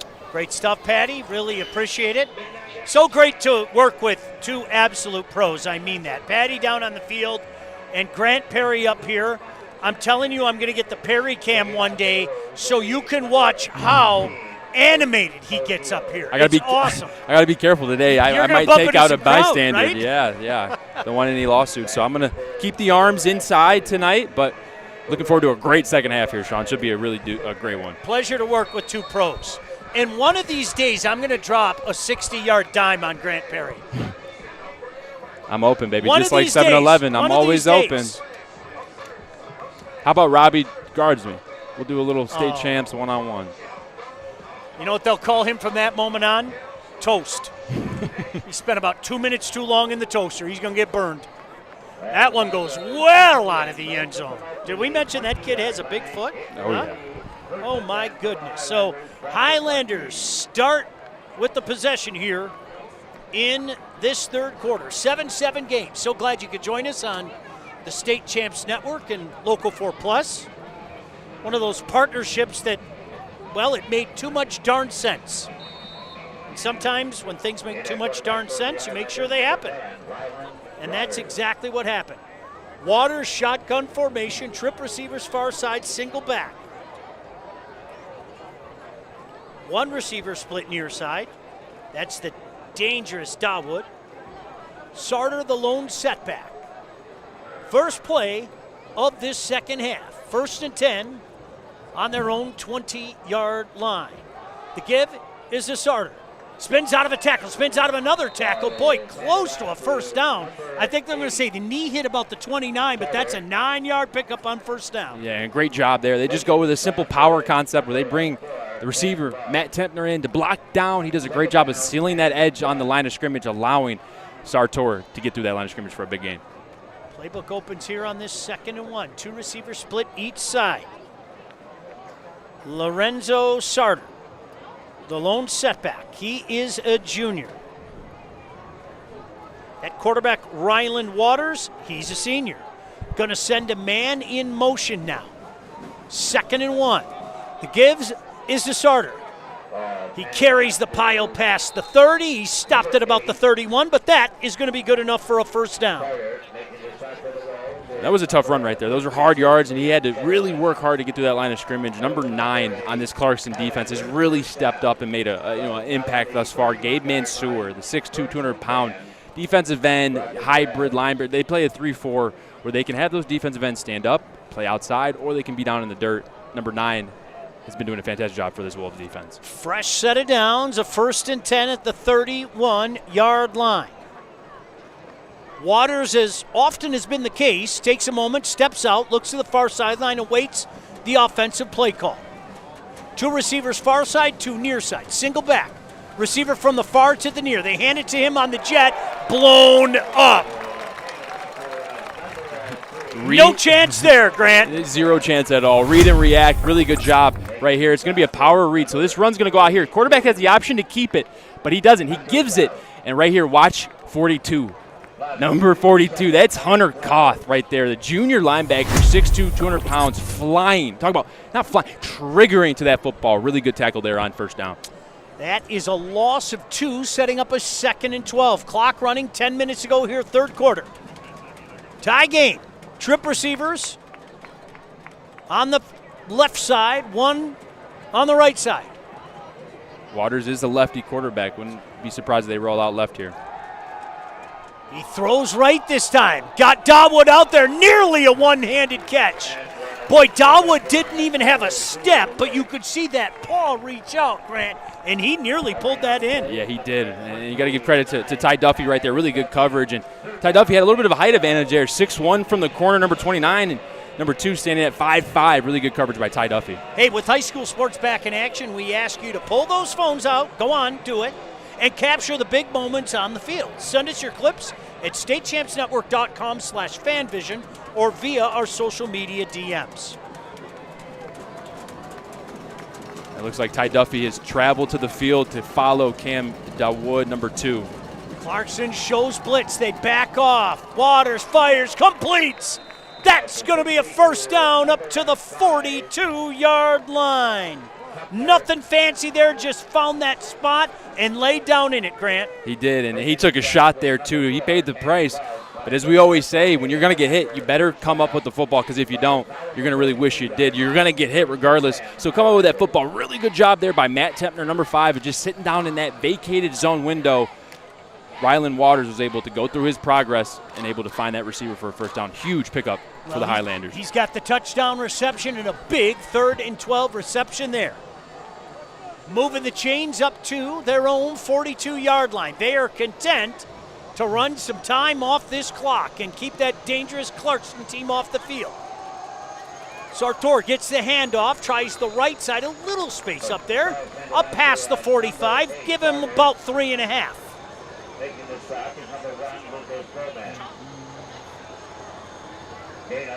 The fans are getting a treat here as they honor the armed services and first responders. A military helicopter taking off in the, what is that, the south end zone?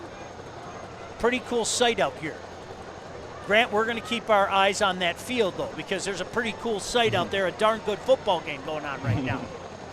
Waters in the shotgun on this 2nd and 6. Hand it off, not a lot of space up there.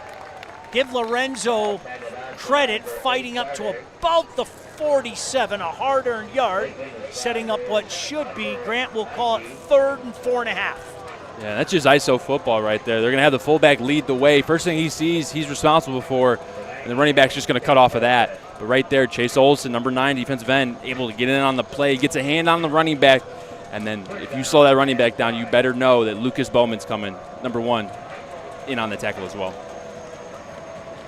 Clock running, 7:40 to go here, Grant Perry. 7-7 game, another big 3rd down for the Highlanders. Shotgun formation. Man in motion is Dawood. Waters drops it and it's blown up. Didn't really have a chance. No other way to say that, Grant. I don't know. I'm going to let you, because you're the expert.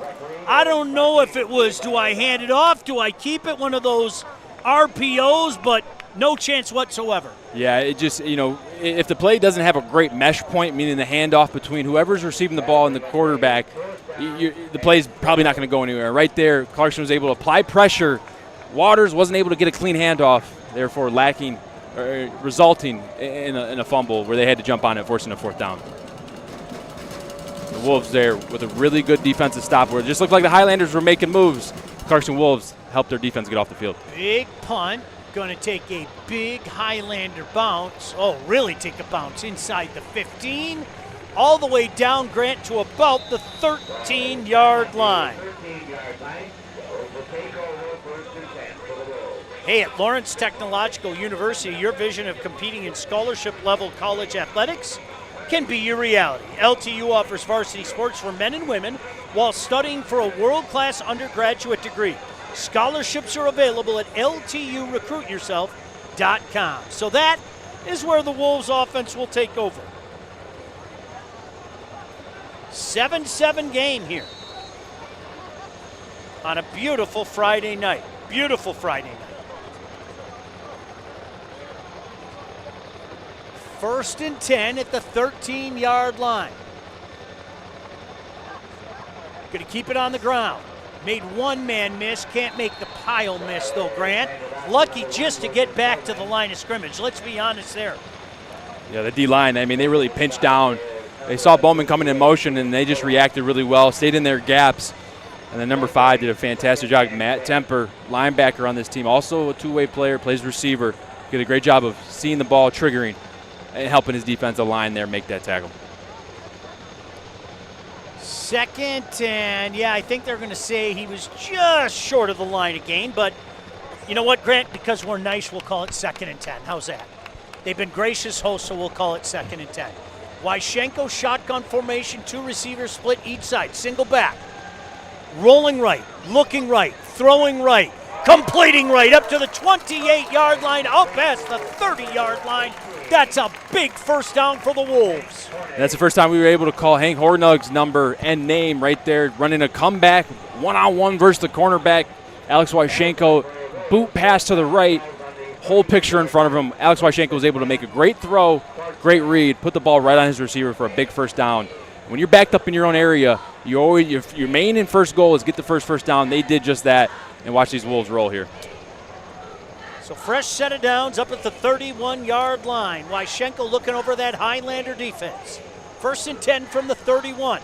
Going to hand it off to Bowman. Trying to get to the edge. Flags fly. He doesn't get much, and it doesn't matter. This is going back. Going back, penalties were cumulative there. I think they'd have a 20-yard holding for 2 different guys there. I think they got 2 different Clarkston Wolves on that O-line with some different holds there. The chopper is taking off to the right of us. I feel like I'm in a Schwarzenegger movie right now. Get to the chopper. It's pretty cool stuff right there. It is really cool stuff. Everybody with their phones out, taking footage of that. Of course, many of these young people taking footage of Grant Perry as well. I remember him at Michigan. 1st and 20, back to the 22-yard line. Wyschenko in that shotgun formation as he's been the majority of the game. 3-step drop, steps up, fires in and out of the hands of his intended receiver there, Grant. Really good route there by Hank. Did a great job. He was just running a simple curl route, but he understood the assignment. Zone window, I got to curl around that inside linebacker defender. He felt the area, he felt the window, got right into the zone.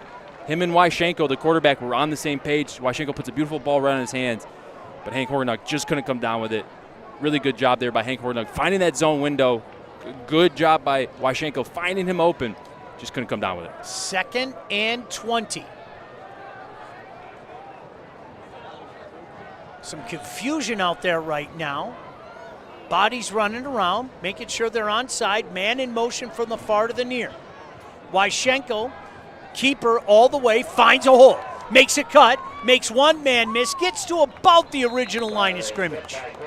Give him 9, setting up certainly a more manageable Grant. 3rd and 11. Yeah, you got to give Liam Bullock there, the junior D lineman, a lot of credit.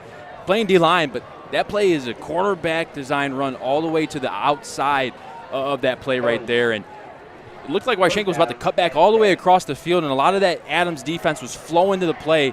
There was a big area of green grass for Wyschenko to maneuver, but not before Liam Bullock was able to bring him down before a big play. Really good job by number 58, Liam Bullock. Well, let's see what they dial up here. Clock running, 4:25 to go here in this third quarter of a 7-7 game. Wyschenko, shotgun formation. Highlanders rush 3.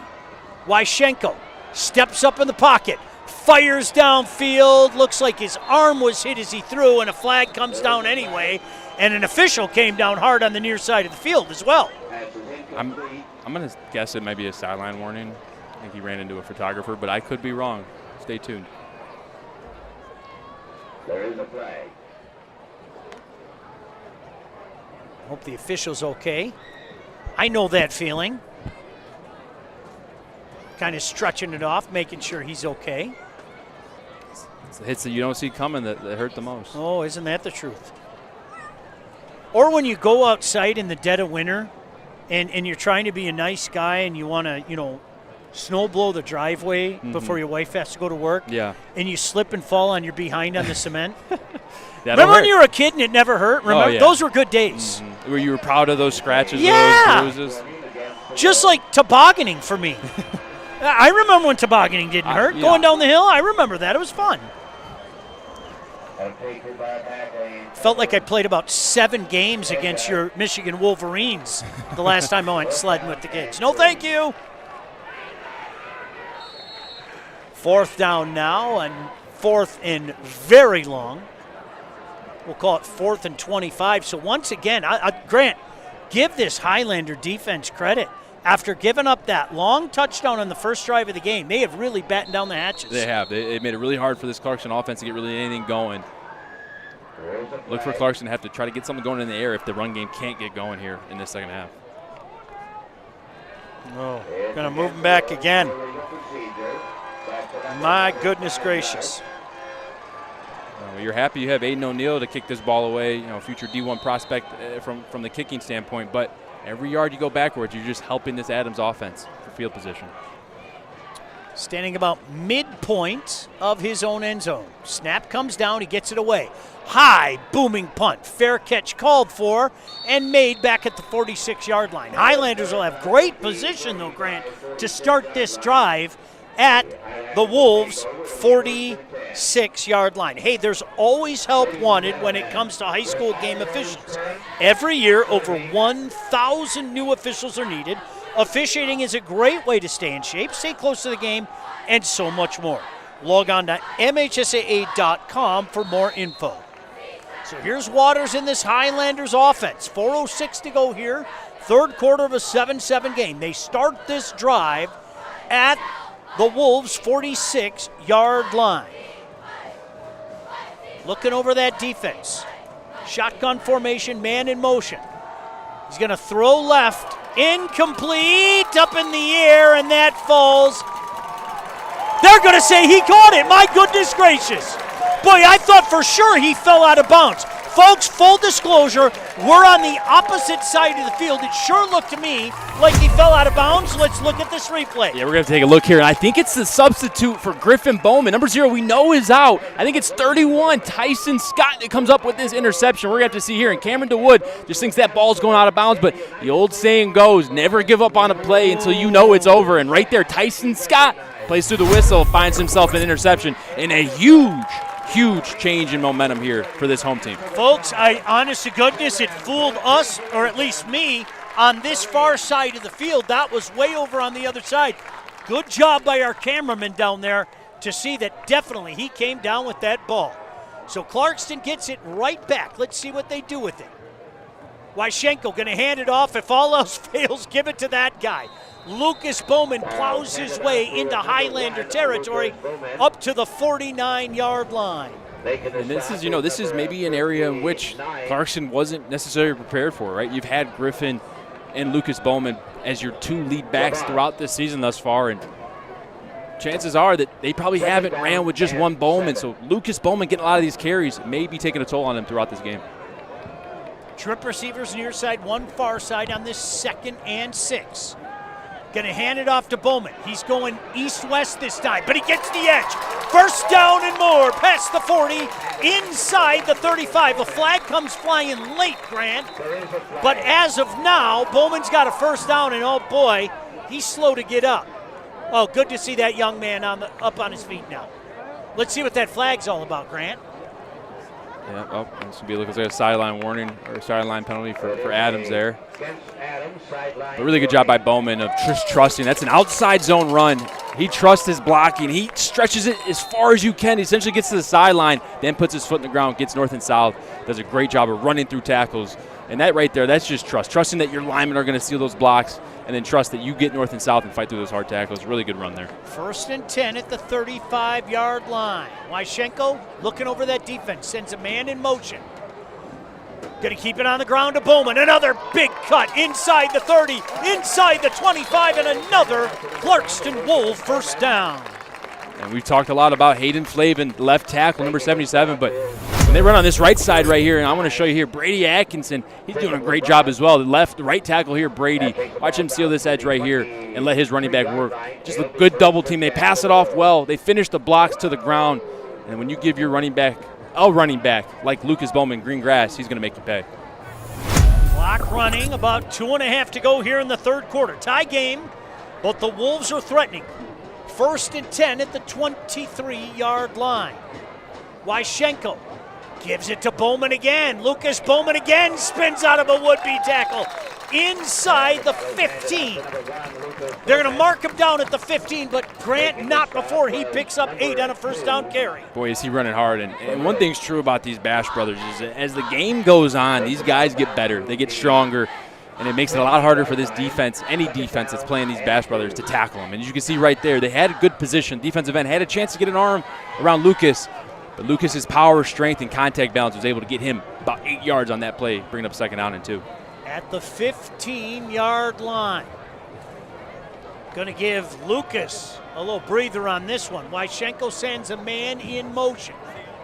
Going to keep it on the ground, though. A little stutter step in the backfield, diving for that first down marker. I think Ty Duffy got it. You see right here. Are you familiar with those guys? Rocco Spindler with his teammate, Dylan Raiola. If anyone watched that Michigan-Nebraska game, you know that he is the quarterback for those Cornhuskers, along with that O-lineman, Rocco. Both their fathers, of course, Detroit Lions. It's a pretty cool connection. Yeah. Mark Spindler, I did a radio show with him. Duffy with another handoff, and he's short. As a matter of fact, Grant, he is pushed back. Yep. So this is going to set up an interesting decision for the Wolves. Yeah, this is easy field goal position, but do you go for it, Grant? And they were in this same exact situation in that first half, and Lucas Bowman got denied trying to jump over the pile. We'll see if they try to attack it east and west here, but I got a feeling that it's going to go right down the middle. Under center this time. A pitch. Puts his head down. Drives for that first down, and Grant, he got it. He didn't get it by much, but he got it. Man, that was a full team effort right there. I couldn't see the number, but one of these tight ends, man, talking about Michael Lohr from the blind side, blocking your guy all the way through to the parking lot right here. Watch right here. Look at the push by this O-line, and we've said, hey, are they going to go east and west? Because last fourth down they went north and south, and they got rejected. Right here they switch it, get speed on the perimeter, and then you get number one, Lucas Bowman, against these guys. It's going to take about 2 or 3 guys to tackle him. I think that's going to be the last play of this third quarter. Indeed it is. Don't you go anywhere, folks. We told you this would be a dandy, and it's lived up to it so far. 7-7 game here in Clarkston, between Clarkston and the Highlanders on the State Champs Network and Local 4+. Every high school sporting event in the state of Michigan has one thing in common: officials. Every game, every meet, every match.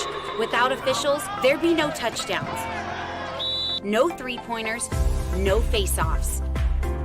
Without officials, there'd be no games. Officiating is a great way to give back to your community and stay involved with the sports you love. And officials are needed now more than ever, because without officials, it's just practice.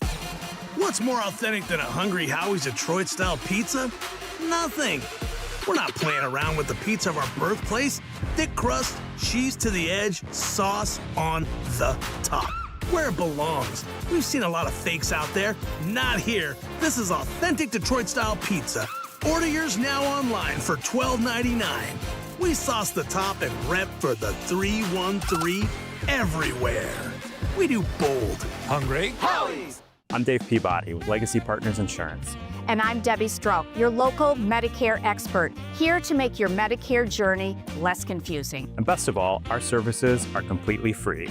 Visit us online today at legacypartnersins.com. This is Detroit Lions coach Dan Campbell, and this is attorney Mark Bernstein. Both of these men are respected, but only one of them can get you money after an accident.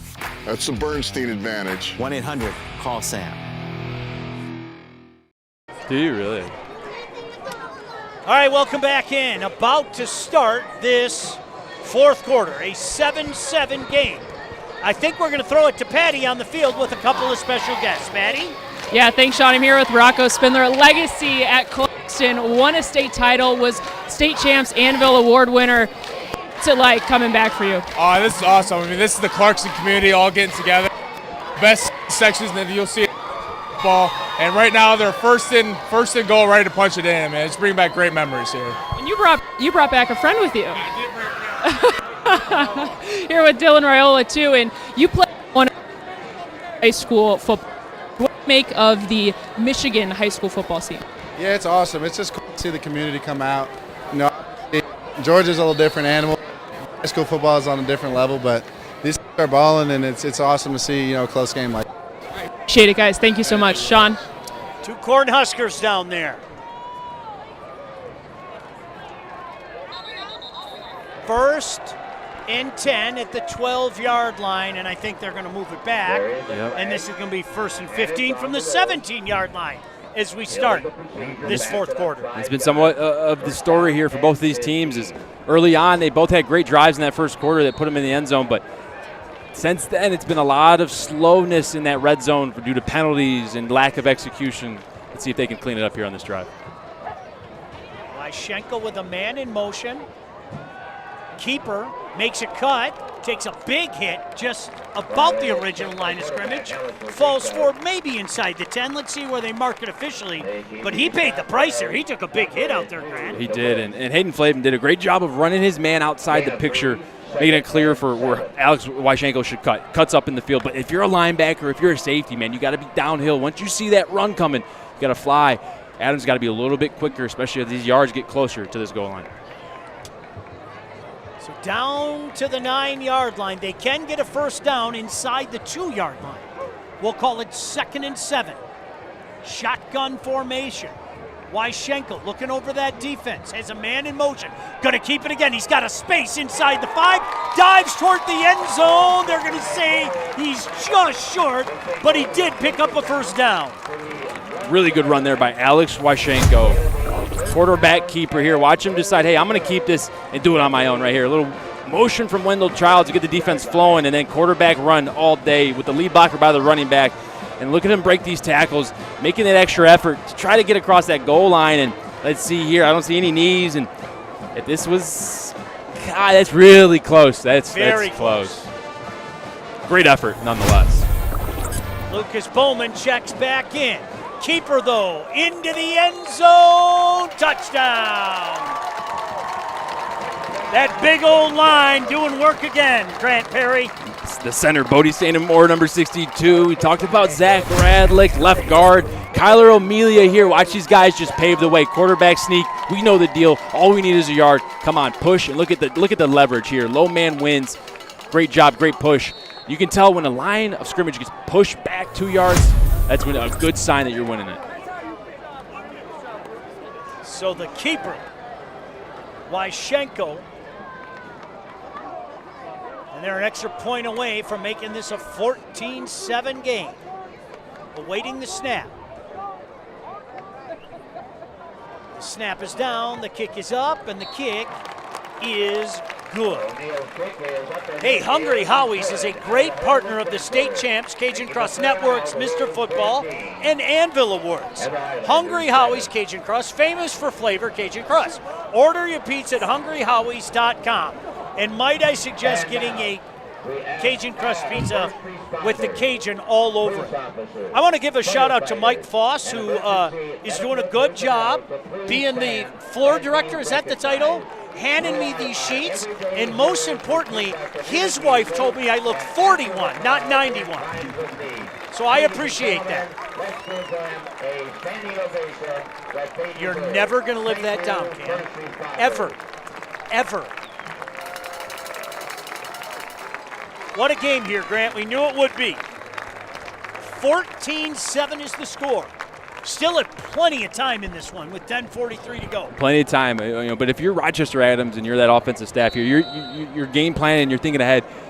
You probably have 2 more possessions. This one and then 1 more. If something goes right on defense, maybe another, but I think at max 3, most likely 2. So you got to try to make something go here and try to get this ball across the end zone and tie this thing up. Another big kick. This one goes out of the end zone again. That kid is going to play at the next level. Make no mistake about that. Hey, let's flash back to 2020. Clarkston's own Rocco Spindler took home the State Champs Anvil Award, proving he was the top lineman in Michigan. After a standout career with the Wolves and 4 powerful years at Notre Dame, Rocco's now anchoring the line in his 5th year at Nebraska.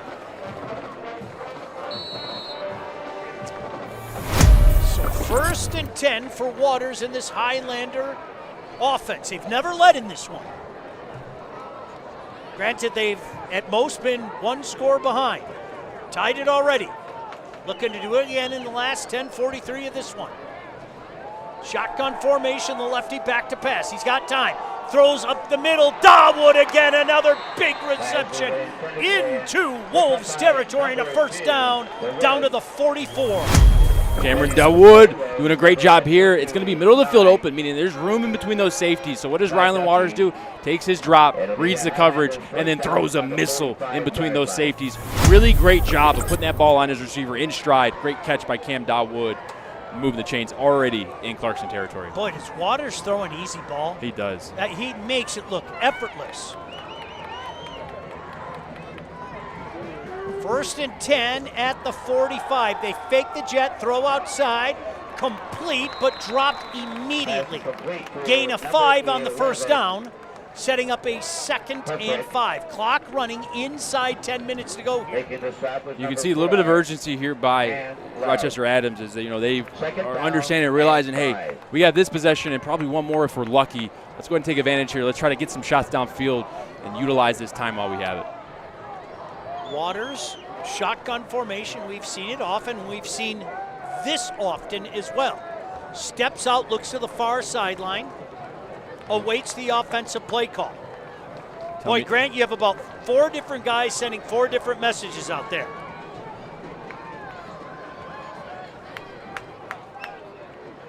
Waters ready to get this one going. Clarkston brings the pressure. Waters rolls, fires, incomplete. Didn't have a chance. 2 Wolves were on him quick, fast, in a hurry. Yeah, they were. The Wolves had great pressure there. I believe one of them being Trey Sutter, the inside linebacker, along with Gabe Mansour, number 9, applying that pressure. They're trying to hit an out route to Matt Temper, which is a really good route versus this coverage, because if you get a go route by the receiver outside of the slot, that takes away the corner. Then you have the out route leverage versus an inside defender. Great play call. The pressure, though, halted the execution. Hey, the Construction Association of Michigan provides a vast array of resources, services, information, and training to our diverse membership in Michigan's construction industry. Go to buildwithcam.com for more info. Big 3rd down here. Cam to Wood. 3rd and 5. Going to keep it on the ground. They're not going to get there. Inside the 40 to about the 38, so Grant, decision time. 4th and 3 from the 38-yard line. Surely they'll go for it, right? Yeah, and you can tell just by that last play call. 3rd down and 5 or so. If you get a run call, you're in an area that has a good opportunity to go for it. You're most likely going to go for it, and that's what they're doing right here. Oh, is this a big play here? Clarkston gets a stop, and they're going to get decent field position. Looking to put any kind of points on the board. Adams has numbers to the boundary. They have leverage to the field here. Man in motion. Waters fakes a handoff, throws, incomplete.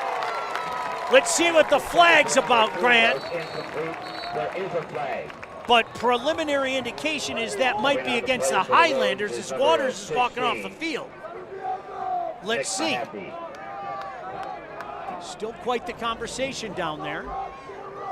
Did you see anything, partner? You know, I wonder if they all got set. I know there was a lot of communication back and forth to the sideline. Not sure if they all got set. Not 100% on that one, though. While we have a second, why don't we throw it to Patty? Patty? Thanks, Grant. Just want to do a quick little shout out. You know, with it being Salute to Service night, I was able to talk with Coach Pintar, and he said that everyone felt really strongly about the fact that we should be doing this. And before kickoff, had all the first responders and military members out on the field, a helicopter fly over, even had the helicopter land in their practice field. So I just want to send out a big thank you to all those that have served, continue to serve, and those first responders that protect our communities. And an extra special shout out to a lot of family and friends for me back home, especially my dad. He was a fireman in my hometown. I love you guys. And again, thank you to all those that continue to defend us. Back up to you guys. Great stuff, Patty. Couldn't agree with you more. Your father was a fireman. My father was a police officer. Thank you to everybody. No doubt about that. Certainly a classy gesture here tonight by Clarkston. False start, as I'm sure you saw. That penalty was obviously declined, and now Clarkston takes over. Let's see what they try to do here. Milk a little clock, put one more score on. Going to keep it on the ground. Bowman, big hole, 1st down and more into Highlanders territory, still running into the end zone. Are they going to say he rolled over the would-be tackler? The back judge came in and pointed down, but it looks like the head official is saying, let's move this thing forward. We're going to check out the replay right here. Number 1, Lucas Bowman's going to get the football here. Outside zone until you can't. Cuts it in. And right here, all eyes on the screen here as we look to see if he was down. Nothing yet. Knee down. Great call by the Stripes. Great call. Proper call on the field. Knee came down. Huge run, nonetheless, by number 1, Lucas Bowman, running for 2 tonight. In case you missed it, Griffin Bowman out, so he's running for himself and certainly his twin brother. Don't ever second-guess those Stripes, right? Hey, you got it right. Good job, fellas. But as is, a 1st down up to the 45. A score here for the Wolves would be huge. Bowman with another big hole. Bowman with another 1st down. All the way down to the 30-yard line. And this Clarkston offense has found 2 back-to-back explosive plays in the run game that have flipped this field position, has put them all the way on to the Adams 30-yard line here, approaching the fringe of the red zone. And those 2 runs by Lucas Bowman, ability to get through that line of scrimmage. O-line doing a great job, man-on-man blocking, pushing their guy, winning at the line of scrimmage. And then Bowman is just finding these huge holes and then gashing them for 5, 6, 7, 8 yards a pop. Doing a great job here so far. 1st and 10 at the Highlander 30-yard line. Wyschenko pumps the leg, sends a man in motion. Gonna keep it on the ground to Bowman again. This time, not a lot of room. Keeps those legs moving, ends up picking up a couple. But Grant, with each carry, you are seeing precious seconds click off that clock. Yes, and if you're Adams, you have time, but you don't have time to waste here. You're really trying to get your defense motivated, fired up, and doing anything to keep them as far away from that goalpost as possible, because a 3-point kick here would put you down 2 scores, and they have a heck of a kicker in Aiden O'Neill. So if this defense has to do anything, it's got to hold and not give up any easy yards here. 2nd and 8. Pumping that leg again is Wyschenko. Handoff to Duffy. Duffy, nice little cut at the 25, dives forward, very close to a first down. As a matter of fact, Grant, he got it. That's a big first down by Duffy. Really good run by Duffy. Really good change of pace there. You've seen a lot of Bowman. Now in comes the junior Duffy, who Coach Pintar has a lot of great things to say about. Says his future's really bright here for the Wolves. And you see there just a gap scheme run where they pull 2 backside linemen to the front side of the run play. And before those linebackers can trigger and react, Ty Duffy's already on the 2nd, 3rd level picking up a first down.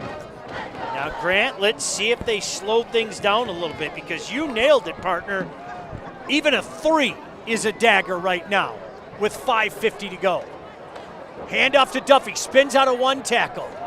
Falls forward up to about the 17-yard line. We'll give him a hard-earned 3, setting up a big second down. There's that clock again. Inside 5.5 to go. Yep. And we've all heard of 2 minute. There's also 4 minute. 4 minutes is when that offense wants to burn as much clock as they can. You're seeing Clarkston in a 4-minute offense right now. Bowman checks back in. 2 receivers near side, 1 far side. Wyschenko shotgun formation. The give is to Bowman. Bowman puts his head down, plows his way to the 10-yard line, and it should be good enough for a first down. Let's see where they're going to mark it, Grant. I think they're going to mark it just shy of the 10, meaning this might be 3rd and a couple of centimeters. Watch how hard this run is. Look at Lucas Bowman just punish number 9, Dominic Bakari, the middle linebacker, and keep running. And then the only thing you can hope for if you're an Adams player is just to hold on. Jesse Giadis comes in and helps out his middle linebacker, Bakari, there for the tackle, but not before Lucas Bowman, number 1, asserts his dominance as he has the past few runs here on this drive. Now both teams with 3 timeouts remaining. Remember that. Handoff to Bowman.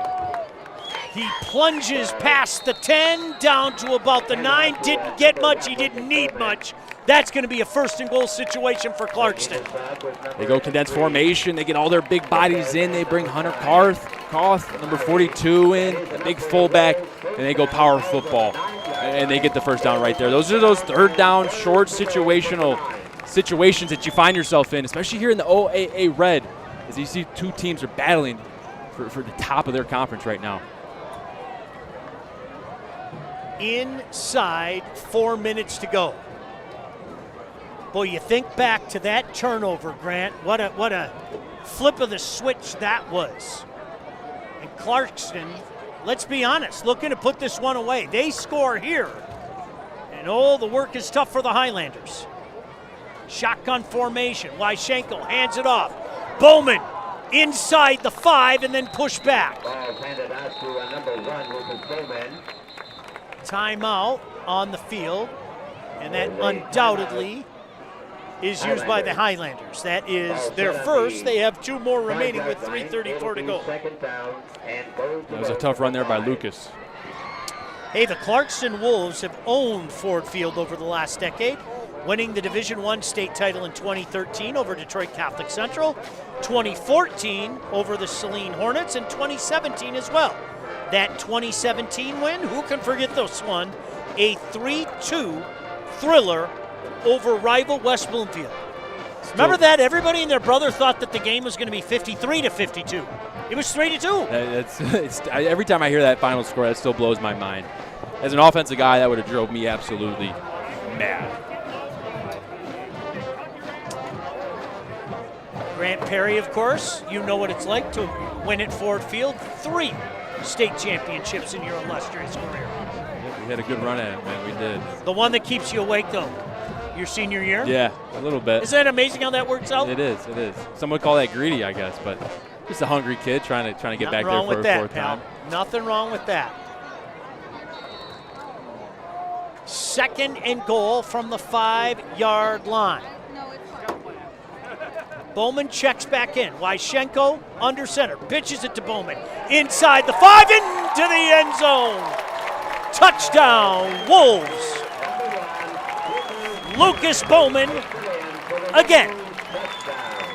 And that's as pretty close as to telling you what play's coming without telling you right there. Just power football. Hunter Carr, number 42, the big fullback in. When you know he's in, you know Bowman's going to get the football. Right there, you see just power football. Win at the line of scrimmage. Right here, the right side of the line of scrimmage does a great job. Got to credit number 14, Ryan Gifford, of sealing that edge. And look at that lane he creates for Bowman. And when Bowman sees green grass or pay dirt, he takes it. Really good run by Lucas Bowman, number 1. Point after attempt forthcoming. Awaiting the snap. The snap is down, the kick is up, and the kick is good. So with 3:34 to go, Highlanders have their work cut out for them. Not only do they have to go down the field and score, but they got to get the ball back and score again. Hey, next Friday, Grant, the people have spoken. Romeo and Dakota from Romeo. Can't wait to be on the call. Driving all the way out to Romeo right here on the State Champs YouTube channel and Local 4 Plus. Thanks to everybody that voted as well. Romeo is the winner. How about that? Good stuff. Looking forward to it. We should do more of that, Grant, in the future. And thank you for your service, sir.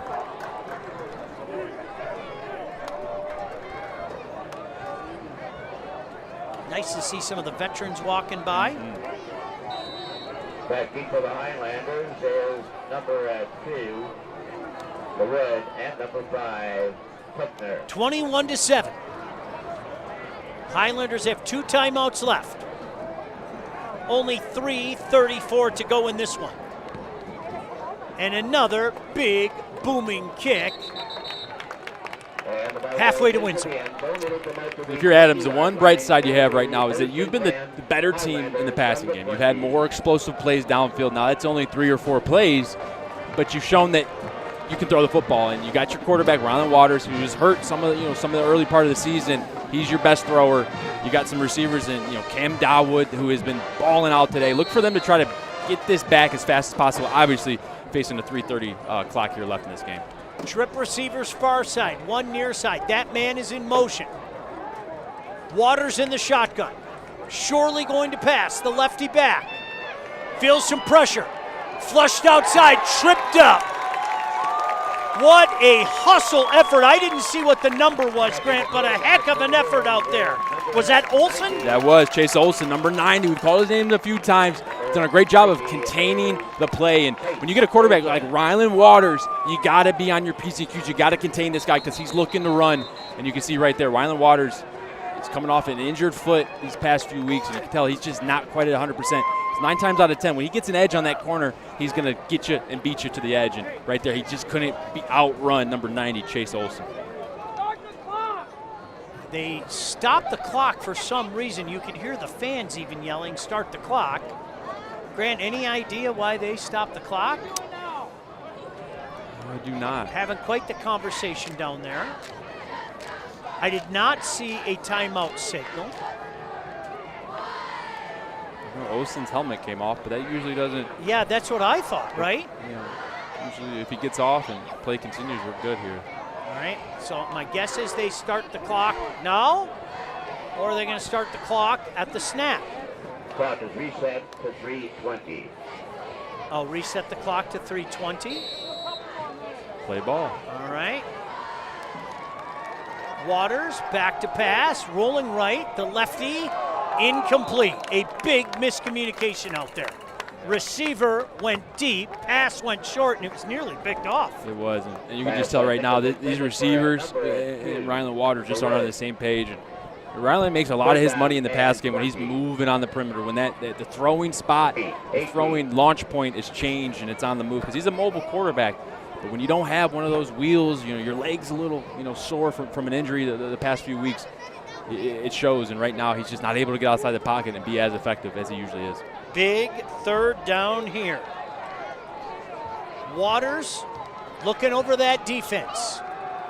Once again, rolling right, throwing left, and that didn't have a chance. He was hit as he throws. And this is going to be a 4th and 18. And look, Clarkston has the Highlanders have no choice but to go for it on 4th and 18 here, down 21-7. Yeah, and the story when we did this Rochester Adams West Bloomfield game was Nolan Ferris was the quarterback. He stepped in and was taking the place of Rylan Waters, but he went down during that game, and he hasn't been back since either. So with Ryan a little slow, with Nolan not being back, a lot of question marks here, and I think we're going to get Lorenzo Sator maybe at quarterback. I can't see the number there, though. Yeah, I can't see that far side of the field. Back to pass, though. Completed at about the 15. Tried the hook and ladder. That's going to be covered up back at the 8-yard line. That was Lindstrom, Brady Lindstrom. We saw him take a few snaps, if you remember, at West Bloomfield. Yep, he got that drive going. Yep, but that's going to be a turnover on down. Flag down on the field. Let's see what the call is. It's going to be an illegal man again. That's surely going to be declined, and it's Clarkston ball. And some of the fans that took off after Clarkston made it 21-7, even more taking off now. Yep, this one, fat lady is approaching. She's starting to step up to the microphone, and she's going to start singing here soon, as this Clarkston offense has not really been stopped in the second half here. Is sitting with the ball right around the 12-yard line, looking to score again with about 3 minutes left. Well, let's see if they try anything fancy here, Grant. My guess is no. And I'm also going to guess that maybe the Highlanders aren't going to use their timeouts. Let's see how quick this lasts. 3 minutes and 1 second. Go away here. Wyschenko in the shotgun. Duffy, the lone setback. 1st and 10 at the Highlander 12. The give is to Duffy. He just dives into the line, maybe down to the 10-yard line. And they are not going to use those timeouts. You had a feeling that was going to be the case, Grant? Yep, they're just going to run their final few plays here, and I think Adams is waving the white flag. And they're in a tough position. Their quarterback is coming back from injury. They're trying to win ball games and trying to get him back, but he's just not quite 100% yet. You can see that on some of these rollouts here, especially in the second half. First half, they did a good job. They did a good job of not asking too much of him as far as running the football, but here in the second half, Rylan Waters' limited ability has been the story for this offense for Adams. What a fun night out here. No doubt about it. Bowman checks back in. I don't look for anything fancy here. 2nd and 8 from the 10-yard line. Wyschenko just going to hand it off to Bowman. He makes a cut, dives inside the 10, maybe down to about the 9-yard line. Setting up a 3rd down. Clock continues to run. Once again, a reminder, at the end of the game, we'll throw it down to Patty Cesarini. She'll have a conversation with our player of the game. I think that one's pretty easy tonight, Grant. I think so as well. Some nights they just make it pretty obvious. And I'll see you next week in Romeo. Yes, you will. Looking forward to it. Home of the Bulldogs. Milking that clock. Wyschenko in the shotgun. Bowman the deep back. The give is to Bowman. Bowman close to the 5, brought down at about the 6-yard line. And that'll be a 4th, and we'll call it, 2? I don't think they're going to send the field goal unit out there. They're going to run this down as much as they possibly can. Grant, I think I mentioned this to you before. My grandfather had a farm in Ontario, and he would go to the barn and grab that bench and milk the cow, and just like Clarkston milking the clock right now, trying to make these last few seconds go away. Wolves are going to improve to 4-1. Adams, they're going to fall to 3-2. Certainly playoff aspirations alive for both of them to say the very least. Absolutely. And, with West Bloomfield leading this OAA race right now, the Adams finds themselves right there at that third spot. Clarkston's going to take that second spot. Lake Orion hasn't won a game yet this year so far, so Adams not out of it by any means. Get your players healthy, get them back in the game, and you got yourself a competitive team again. So Clarkston uses one of their timeouts. 4th and 4 from the 6. All right, what do you do in a position like this? I got to ask Coach Grant, what are you doing? You just little dive, hey, do what you can to get to the 2-yard line to pick up a first down? Yeah, I mean, you could even take a knee here too. You can hand it off, but, at the same time, football's a crazy sport too. One play and your left tackle could, come up with a sore hamstring. So in my mind, the game's won. Let's save everyone. Let's give it a knee here. Go home. Everyone can play again next week. I like that thought, Coach Perry. I'd play for you. You'd cut me immediately, but I'd play for you. I hear you got a cannon. Test you out a quarterback. You haven't seen it yet, have you? I haven't. Okay. I'm just going to let the boys tell you, okay? That's all. There's another old dude that threw a bunch of touchdowns by the name of Tom Brady. Sometimes I get confused for him. 4th and 4. Wyschenko, shotgun formation, sends a man in motion. A little double reverse. He's going to walk into the end zone. Well, they went for blood on that one, Sean, but we got a yellow out there. Got a yellow hanky in the end zone. Let's see what this is all about. Let's see if the touchdown stands. And let's not forget, another flag comes in. Adams did beat Clarkston twice last year, put them out of the playoffs, so it might be a little bad blood. We remember last year on that one, so interesting. I did not see what the officials signaled down there. Still the conversation. No doubt about that.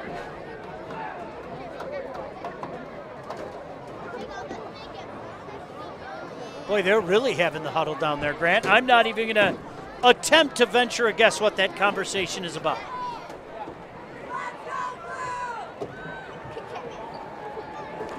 A double reverse. A referee symposium down there. I've always said, I don't care how long it takes, just get the call right? Amen to that. That's the most important thing. Just get the call right. Not for us, but for the kids out there working hard. 1,000%. No doubt about it. No doubt about it. Well, I think the touchdown's coming off the board. Let's see. We're going to get the explanation here. Holding. Holding on the Wolves. So the touchdown's coming back. This will turn a 4th and 4. And an unsportsmanlike conduct penalty on the Wolves. And an unsportsmanlike conduct. So that's going to be 4th and a long way. Back to the 25-yard line. So let's call it 4th and 23, Grant. And 22. Now what do you do here? This is the knee? You hope so, but they just went for the double reverse up 14 with 20 seconds left, so I don't know. Coach Pintar's got some things up his sleeve, possibly.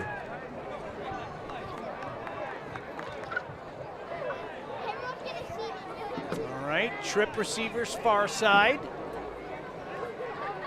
One receiver near side. I think they're going to get the ball number 2. I think there's a common thread with both these two plays. I think number 2 is going to touch the football here. Clarkston's calling a timeout. With 21.9 seconds remaining. Hey, you want to make sure you get the right play in, right? I mean, hey, there's 20 seconds left in this game. We played at the end of the game when those zeros all appear, and Clarkston's going to take every second here and squeeze it out and get as much as they can out of this. I thought we might be done before 9 o'clock, right?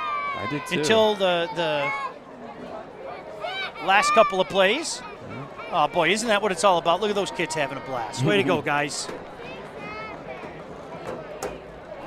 In their little football jerseys on a Friday night. Boy, some great memories, huh? Mm-hmm. Wearing that jersey on a Friday night was a badge of honor. Those were the days.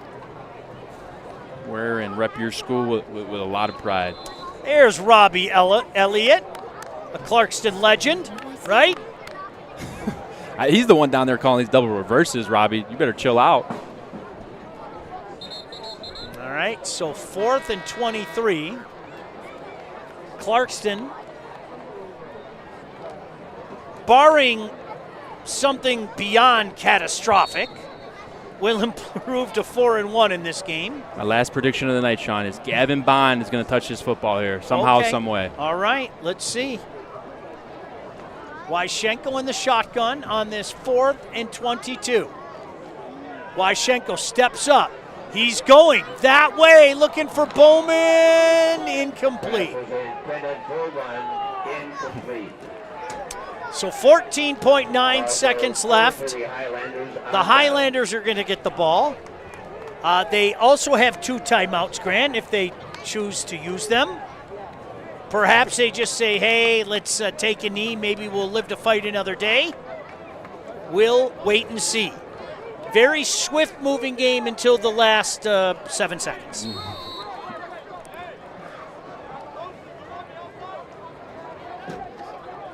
It's like Lindstrom, Brady. Lindstrom, number 6, is going to take the snap here for Adams. Indeed.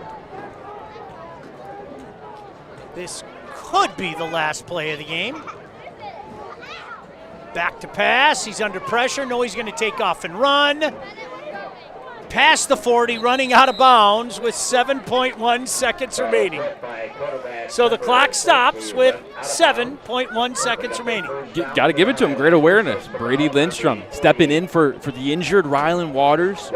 Understanding the situation. Hey, I got 14 seconds left of this ball game. We're down 2 scores. If I scramble, I got to get out of bounds, stop the clock. He did just that.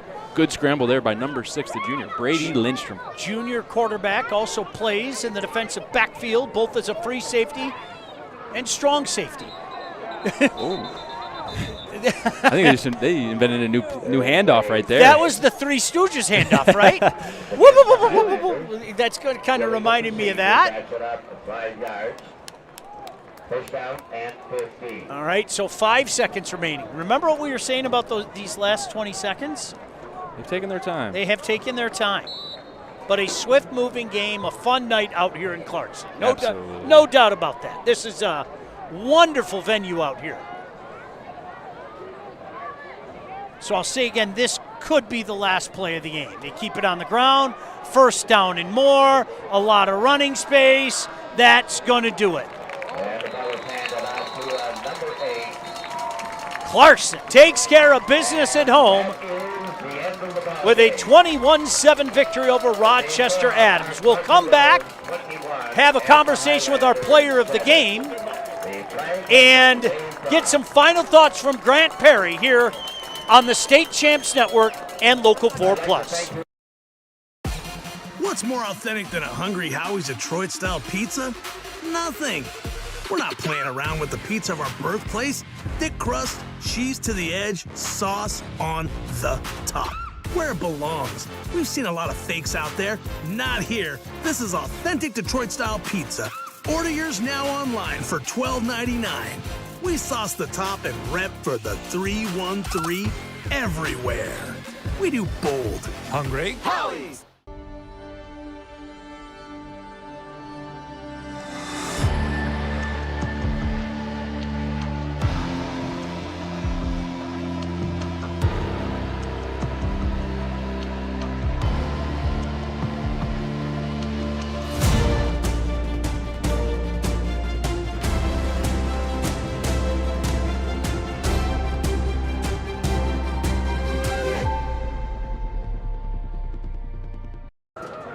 And welcome back to Clarkston, where tonight the Wolves come away with a 21-7 victory over Rochester Adams. While we have a second, why don't we throw it down on the field? I believe Patty Cesarini is standing by with our player of the game. Patty, take it away.